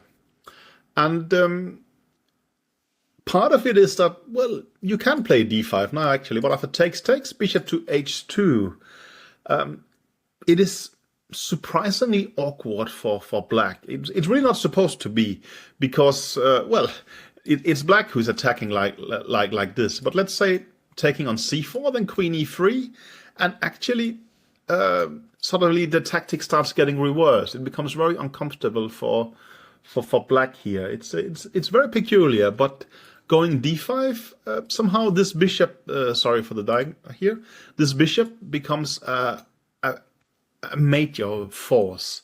So it's not like we do h3 only to stop this. No, on the contrary, we want to have our bishop there and stopping d5 in a way. So we're not only stopping h4, h3, we are kind of stopping d5.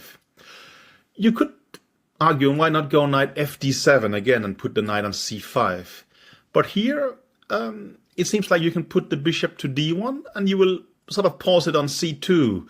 And, well, on c2, you can argue it's a bad bishop because, well, both its diagonals are blocked. But I would argue that on c2, it's a kind of well-placed bishop in terms of it is useful, but at the same time defending the weak pawns like this. So somehow you manage to, well, you release your rooks from the duties of defending the b3 pawn. You can perhaps put them in the e and the d file.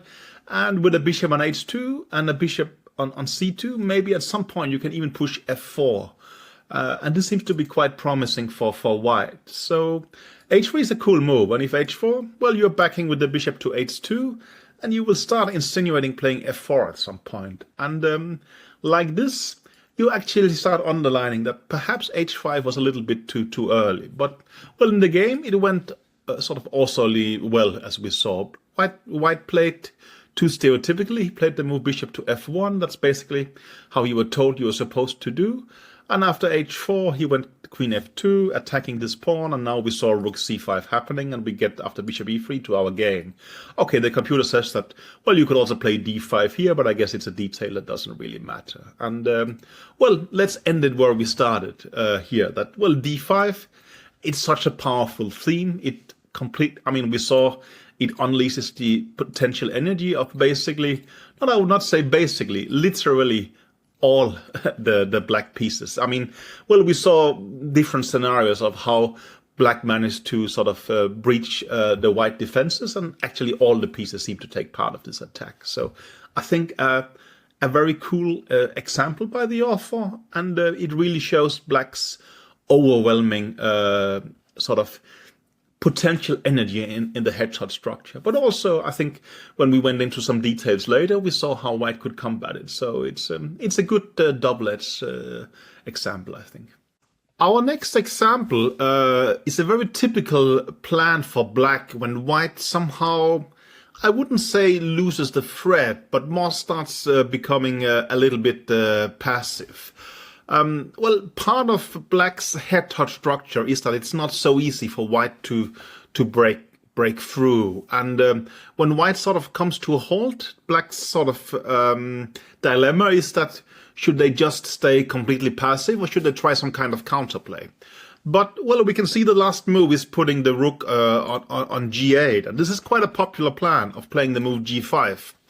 It's famous from a game between Fischer and Anderson. Well, Fischer having the white pieces, but with the sort of structure reversed. And we saw it later also in a game, I think, between Carlsen and Abdusattorov, both actually coming from 1b3, which sometimes leads to hedgehog structures. I was commenting this Carlsen game quite in depth for New and Chess magazine, and I noticed that while Carlsen was extremely successful with the plan, and so was Fischer, the computer was not a huge fan of it, and it's actually quite the same here. There's nothing wrong with going Rook G8 here, but after the move Queen A2, which again gives this sort of flimsy impression of what is white exactly doing, the author is really praising the move G5 here. And this is also sort of the general consensus that, well, when white gets passive, black starts pounding like this, and it's aiming at the weak white king again. It is not sort of per se a bad plan, but we should understand that it also weakens the black structure. It's actually quite logical, right? We will follow up with Rook G6 perhaps and bring the rook here, and then things will start flowing. But it doesn't seem to be as strong as we think. I think perhaps the reason for black being so successful with this plan, or with colors reversed to white, is that I mentioned, well, it was Carlsen who played it, it was Fischer who played it, right? They were the stronger players in this game. And it's more, I guess, the situation is that white starts stalling, doesn't know what to do, and then black breaks through like this. But from the start of my sentence, it somehow gives away that quite typically it is the stronger player who gets to execute this plan, and it's more like it's a possible plan rather than it's an extremely strong one. And it's an attractive one also. It feels cool to play like this, right? You hide your king in the corner and then you start attacking anyway. It's not so usual. So, of course, I mean, I can really get the sort of attraction. So after G5, Twan Berg plays the move H3, which is incredibly logical. It's to stop the G4 advance. Of course, there is the problem that when G4 happens, more things will be exchanged, leading to that the king will be more open. And the computer actually thinks H3 is not a great move here. It suggests going instead in this position the move Queen to D2. And quite puzzling for me, it actually says white has quite some advantage here. Perhaps not a huge advantage, but definitely an advantage. What's relevant to understand is that after G4, it looks like, well, black is basically forcing an opening of the G file. But it's not the case. We can play the move F4. Then, well, the visual idea is that, isn't this pawn just hanging? And for sure it is. But a position like this, the computer says that, sure, you know, you won a pawn, but that's not what matters anymore. I'm going to reroute my knight to G3, my bishop is going to go to D4, and your king is actually quite exposed here. And if you start, let's say, exchanging, let's say something like these bishops, well, your pawn on D6 is going to be weak. The computer says white has a considerable advantage in this position, which is, to call it shocking is a bit much. I mean, with modern computers, we're used to more or less anything, right? But this is an important thing to grasp, that white is actually much better here. And this made it quite interesting for me, that here, what should you actually do?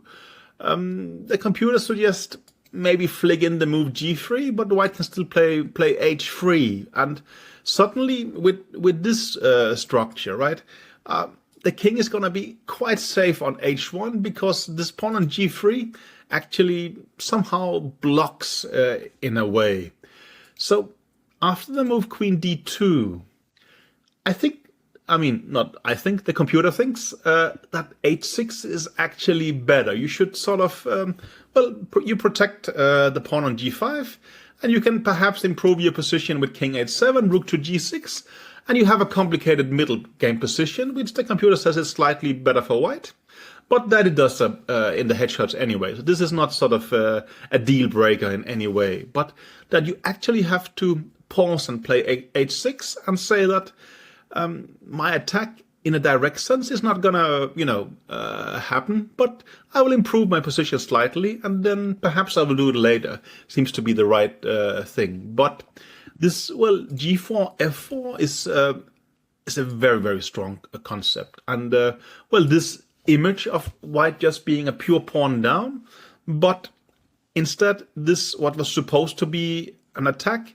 has actually considerably weakened the black king and left him in a very vulnerable state. I thought was very interesting. Anyway, our game went h3, and now after h5, suddenly, as I mentioned earlier, g4 starts coming with much more force. It's a little bit funny, actually, that, the game does go queen d2. So basically, what we just spoke of, but with this sort of interpolation having happened, which is quite favorable for black. The game was g4, and now I think the author suggests maybe you should even play the move h4, but that generally just sort of is a huge admittance of that, we shouldn't have touched this side at all. So the game was takes, and now even here, it would be much better to play the move f4. Again, if you start taking on e4, we're going to have great compensation like this because of the sort of exposed king. And in this position, after f4, the computer says, the correct move is actually rook g7. It sort of combines providing perhaps a bit of cover, so there is like that, and the rook can perhaps go here. Maybe we can even start bringing material to the king side like this. Of course, the open h file is gonna favor black, and that's exactly the point of putting the rook on g7, that we're gonna use this open file. But even so, f4 was a crucial move here. This game is from 2011. Twan Burke does it quite like, you were supposed to do at that time, but it's very insufficient here. I think this pawn sacrifice, as we mentioned, is too advanced for 2011 understanding. So bishop g5 happens, takes, and now just rook g6. And, the game was something like this, and black has a huge attack. I think we can stop it here. I mean, it's, I think, maybe perhaps queen h4 and then king g7. The king is very cozy here, and black can attack both in the g file and the h file, and is much better and soon won. But I thought it's a very interesting example, and in general, it's important to sort of at least poke to the understanding that this plan of rook g8 and g5, it should not be overestimated. It should be understood. It's there. I mean, we have seen Fischer, we have seen Carlsen do it. It's very much part of the, vocabulary of the Hedgehog. It's a quite decent plan. But all the examples tend to end incredibly well for the one doing it. And that could be due to the players rather than the actual objective merits. And now remember, it was quite a revelation for me to study the Carlsen game and comment on it, and the same feeling I get here, that that you will just play f4, you will happily abandon the e4 pawn, and that something like this is actually much better for white. I had no idea of before sort of reading this book and studying it for this course with the computer. So I think,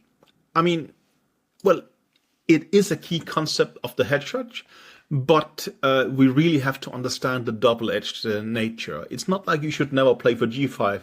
You should, but you should do it when it's good. And that's pretty good general advice, right? So play only moves when they're good. We're gonna end on this high note, this example.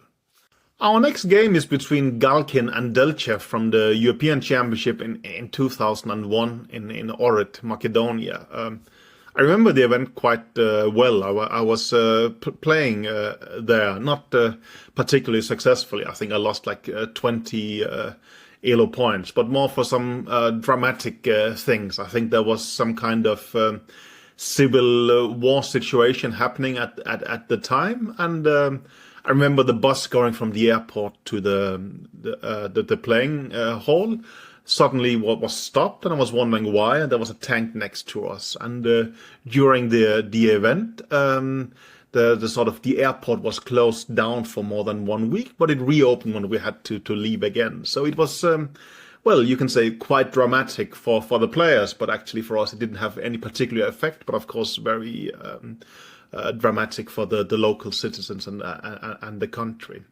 Anyway, back to chess and the hedgehog, right?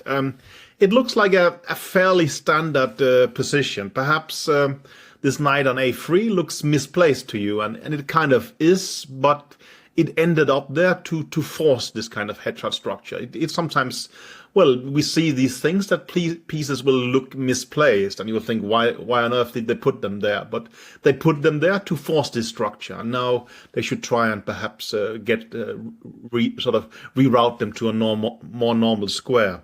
Again, we have this bishop on c7. And this is a very typical idea of putting it there. I've mentioned some skepticism towards it in an earlier example because the computer is not a huge fan of it.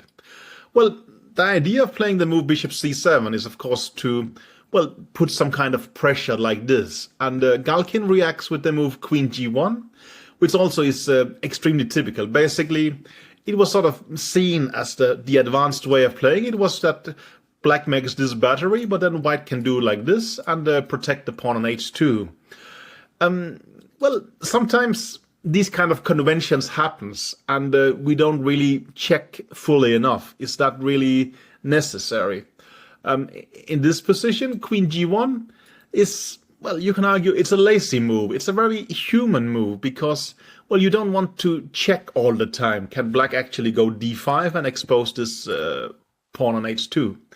But you really should, although it sounds a bit stressful. Because, well, you could just go knight c2 here.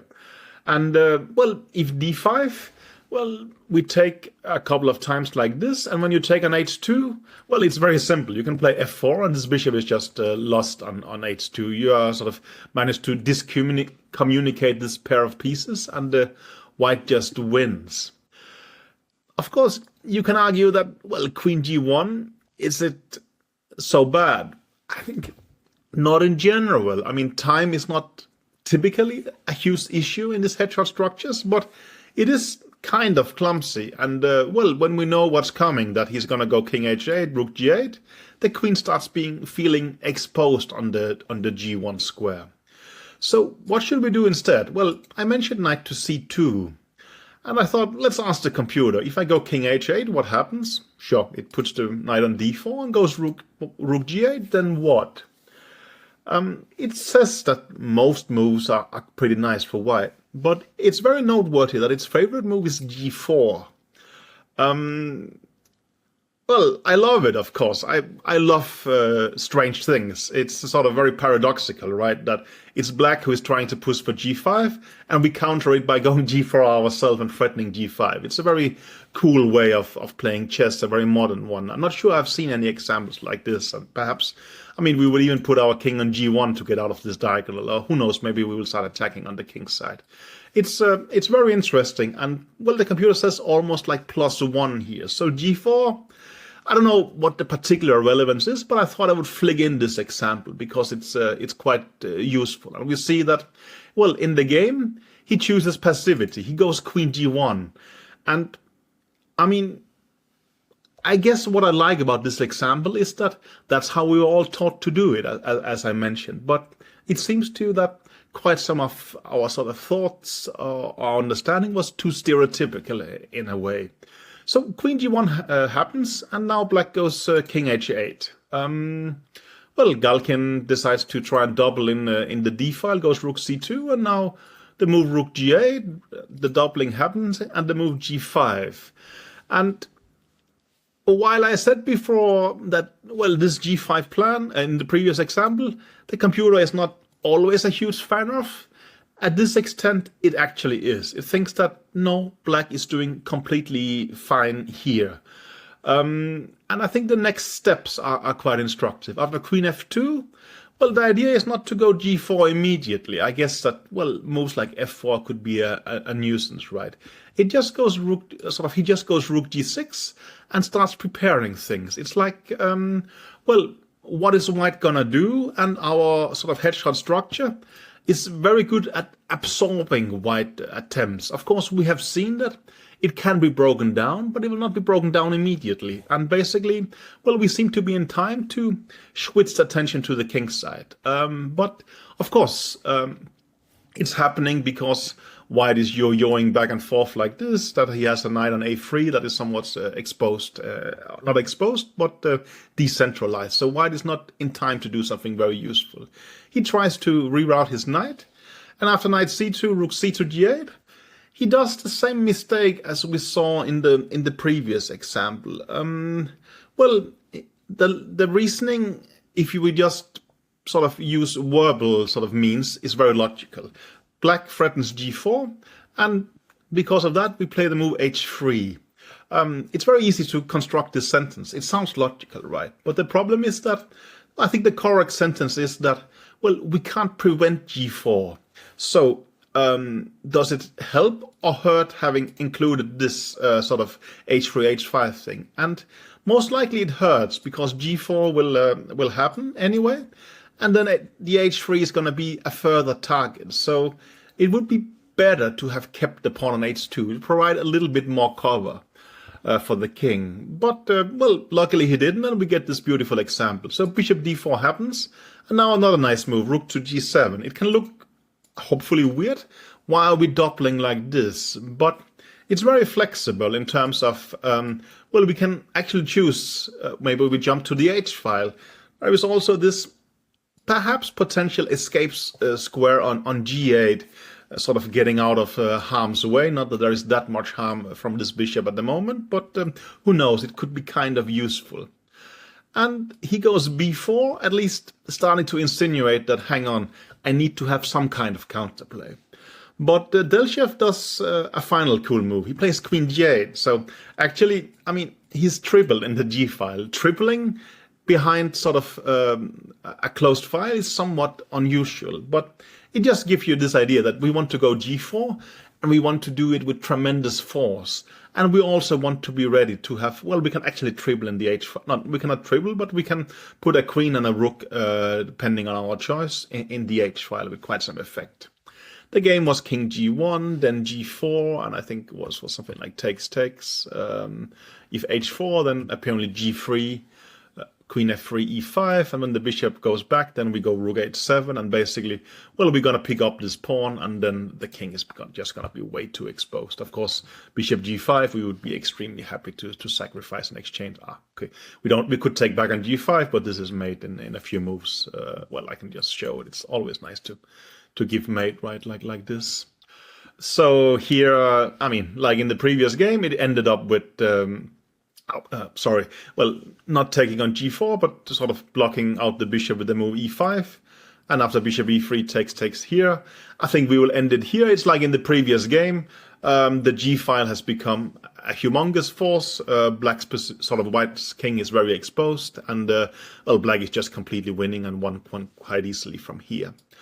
Of course, it scares me a bit that I'm advertising so much to play this g5 plan, or I'm trying not to oversell it. I'm actually trying to be extremely cautious. But, well, as I mentioned in the previous example, modern computers are somewhat skeptical, and I think it's cool to debate the pros and cons. And of course, also, I really wanted to flig in this idea of, well, this tactic that the bishop can be stuck on h2 is important. And, well, queen g1 then becomes a lazy move because you actually spent energy defending against something you shouldn't. And then I think, well, I really like this move g4 to mention this. It's interesting that you have to play like this. I was about to say no one has really done it. Well, I did it at some point to Rasovayev. Unfortunately, I had also pawns on b4 and a4, and maybe even on h4. And it went completely wrong. And I think Rasovayev afterwards told me in the game, after the game, there is some kind of saying that, you know, if you put 4 pawns on the 4th rank as a white in the headshots, it's okay.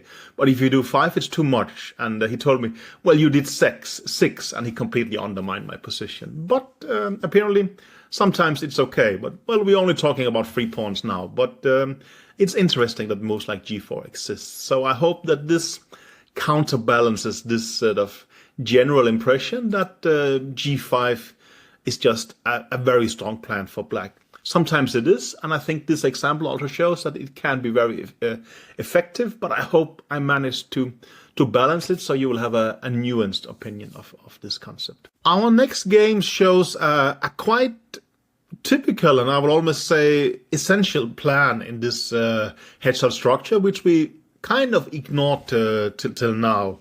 It's very logical. I mean, white has a center like this, and this gives him obviously some space advantages.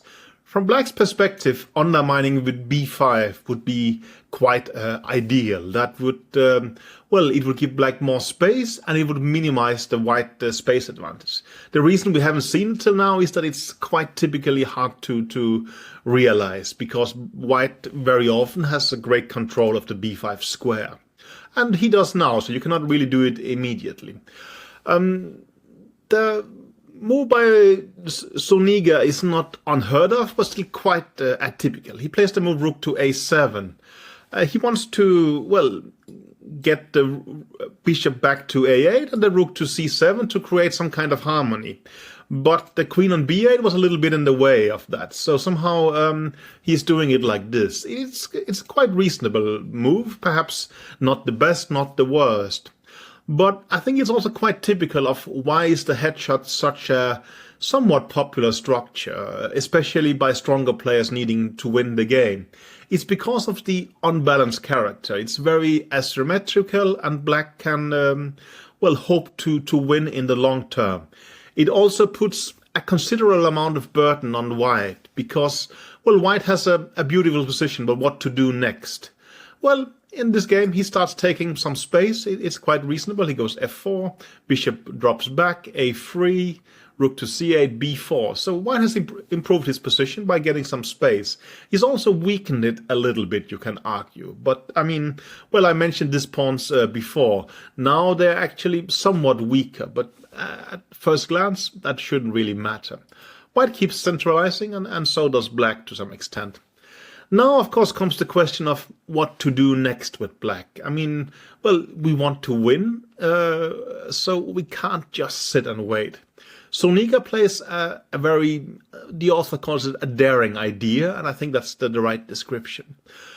Zuniga is the higher rated player in these games, and he probably knows what he's doing. I mean, he got his high rating by, you know, being very strong practically, and I think he has a good grasp of what he can allow himself to do and what not. He plays the move knight to a7. Now we can see that he's really getting ready for this b5 push, and he wants to sort of undermine the c4 pawn, and with that, the white sort of control of the center. Well, to call it a bluff is a little bit too much. It is actually a strong plan, but the problem is that, well, white could also play a strong plan as his own, and then it becomes a clash of strong plans where white would be the one prevailing. f5 would be a very strong move, but that takes some courage from white, because, well, it would really mean that this square is becoming weakened, and this knight would be beautiful on e5. The problem is that in this position, well, for instance, white could take an e6, and, well, the author says that the computer actually thinks b5 is a great move, but he says even sacrificing an exchange like this would lead to a very promising position for white. Now suddenly this knight is unstable, and this bishop is going to open up like this. So I think the computer says that, well, maybe you could go on with b5, which would perhaps be Zuniga's plan. But then I noticed the computer suggesting that, well, if you take an e6 and go c5, your position is winning. I was a bit puzzled. Is it that good? And it says yes, because the idea is to go knight g4. And basically the plan is to just play something like queen g5, where knight h6 starts becoming a devastating threat. And suddenly, I think this sort of bunch of pieces over here is quite far away from the king. And it's very logical. I mean, well, if you take on b4, we're just going to take back, the computer was saying. And this position is, it's possible to understand that the white attack is kind of overwhelming here. But, well, this is the kind of risk that Soniga seems to be willing to run. And this means that now and then you end up losing, but on the road to that, you're going to win a lot of games like this one. So his opponent, he didn't dare pushing f5. He was probably afraid of weakening the e5 square, right? So he played a more cautious move. He thinks, oh, my opponent is about to undermine with b5. Why don't I go rook c1 and starts defending against this? But this very much plays into black's hand. So black played b5. The game was takes, and now suddenly, well, we are starting to exchange pieces, but we have managed to sort of undermine his space advantage. And I would say that, sure, of course, you can argue that white do have more space, but we would think that it's more like the pawn on e4 is kind of a weakness, and by removing the c4 pawn, we have opened the c file. And while exchanges do happen now, as we will see, it's not that comfortable for white at all, because now knight f6 happens, and it immediately starts putting pressure on this weak pawn, right? And after queen c2, we start undermining with a5. This is really an ideal, you can say, hedgehog, or you could say Sicilian kind of counterplay. It's very typical in the sense that, well, the white space advantage has turned into weaknesses. This is exactly what black is hoping for. Black is not hoping for this immediate counterattack, but he's hoping for having the long-term trumps, and that's really has sort of happened now. The game was queen c4. It's not impossible to just exchange like this and win a pawn, even though that, of course, well, there will be some counterplay like this. As I mentioned, Soniga is very practical, so he played queen b6 instead. And after b5, he had this nice trick taking like this and going the move d5. And he wins back sort of the pawn and will have the pair of bishops and manage to win. I think there is just one nice trick to show that in this position, there is queen e6. And, well, basically it wins a piece because the d5 bishop is attacked. You obviously, it's illegal to take on e6 because of the king hanging on h1. And you can't do like this because the queen is hanging. So basically this sort of cross pins wins the game. I think, well, it's enough to show till here. Black is just much better now. I don't know what to fully take away from this game. I mean, sure, it's nice to see a plan like rook a7 and regrouping like this. And it's nice to see that you can sort of start undermining with b5. But as we saw, well, the circumstances have to be right, which are not particularly here. You could play a move like f5. And I think even, let's say, in this position, the computer says that knight d5 is a strong move. And if you take like this, we're going to take back with this pawn, and the knight is going to jump to f5 with actually quite an edge for white. So I'm not telling you just play like Soniga thinks it's going to be fine. I'm trying to show some kind of potential that is in black's position, but unless you are as daring as Soniga, perhaps you need to do it under slightly more favorable circumstances. Our final example is a funny one. It's Bartholomew against Gareev from 2009. Well, it's a good example, but there is some kind of humor in it. So let's get to that. Basically, if you want to play the hedgehog successfully, it requires patience because, well, I mean, it's not like you can do something immediately, right? You're dreaming of breaks like d5 or b5 perhaps, but white is doing his best to prevent that. So sometimes you just have to be very calm. Actually, well, here you could play the move h5. The computer actually says this perhaps is the best move. Sometimes it's not, but here I guess perhaps knight g6 and h4 is kind of supporting it well enough to be able to do it immediately. But that's very much not the theme of our game. That's just some kind of extra. Gareev chooses to play the move bishop to f8. We can argue a bit, why is Gareev able to be so patient? He's a very special person, and I think he is even famous for. So at some point, he played two tournaments at the same time, and I mean literally the same time. They were, I think, the story is that he traveled from one venue to the other, actually during play, to be able to play both. I've forgotten the details, and it's really not an example to follow. So let's sort of leave it at that. But his patience could be explained from other means, one could argue. Anyway, no, that was a weird detour. So the game just really nothing happens, which is kind of the point. So white plays bishop f1. He starts shuffling. Well, slightly. For the moment, they still do improve their positions. Knight a4, sort of eyeing the pawn on b6. But he plays the move queen to c6, and well, that's a nice little tactic. Should you take on b6, then there is this nice move, knight to g4, and after this thing, well, we can see the tactic ending up like this, winning the piece back on b6, and now, of course, black is structurally much better with equal material. So white goes back with knight c3, but no particularly harm done. I mentioned this knight being misplaced on a3, and it is to quite an extent.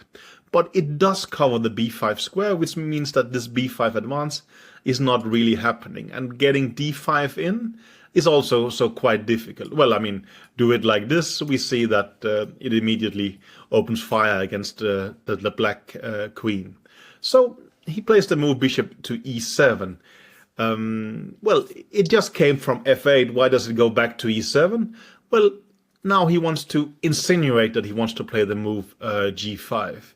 But he changes his mind, or perhaps he didn't change his mind, he's just a little bit bluffing. So he's going back and forth like this. He might take some space with b4, and he thinks, now you have weakened your c4 pawn a little bit. So he goes not for g5, but he just goes back with the rook like this. And, well, a threat to the b6 pawn, a regrouping like this, bishop back to e3, queen to b7, and they generally start moving a little bit back and forth like this. And this is quite typical of black, I would say, maybe also even of white, that there can become this kind of, it's not stalemate, but there is a limit to what you can do. It's easier to suppress the counterplay. I have seen examples where they just make a draw, and that's quite reasonable. But here, well, white feels provoked, and he does the move b5. His argument, I guess, is that if you take like this, well, then you get the a4 square, and you can actually start attacking the weak pawn on b6. Well, Garev actually has sort of understood that. So he plays the nice move rook to c7. And now, let's say if you go knight c3, well, we can start playing the move a5. And you are sort of stuck with the pawn on a4 like this. And, well, it's not like, well, it's easy for black to do something. But maybe now you can start playing for this on g5, says the author. And somehow the queen side has been fixed favorably from black's perspective. So in the game, he took on a6, and now knight c5 happened, queen c2, rook a7. And black managed to take back on a6. It's sort of positionally better now with these weak pawns, and went on to win a game. Why did the author include this? I think, like me, he probably thinks it's a little bit funny. But I think also it is relevant to sort of, show a position like this, because if you're guessing how many moves has black played at this point, you could say 17 moves, but this is actually 29 moves. This kind of going back and forth is part of playing the hedgehog. And we have seen many examples where black starts pushing h5, he starts pushing g5. And this is quite legitimate. But it's also important to understand this core solidity there is, and that black can actually sometimes just go back and forth. What has white been doing? Well, putting pawns like this, you can say it puts some kind of aggression towards the black position, but you can also argue its weaknesses. The same with these knights. Are they good or are they bad? They are not in very optimal squares. If we actually remember back to our first example, the Kasparov-Kramnik thing, the white pieces were positioned much more, I would say, dynamically, with basically all the pieces being useful. There it was the knights in the D file and rooks in C and B file, right, if you remember. So I think a kind of funny last example, but probably it should be seen not mainly as a joke. It's actually important, this idea that you can stall with black and you can just live on your core solidity. But, well, then white does something and he gets punished. And I think maybe that's also part of it, right? I mean, Gareev might has been sort of giving a very sort of uninterested sort of attitude by going back and forth. And then suddenly, well, you wake up when action happens, and this is part of the thing in the headshot. So, again, well, a slight joke to finish off this chapter, but I hope that at least created a smile on your face.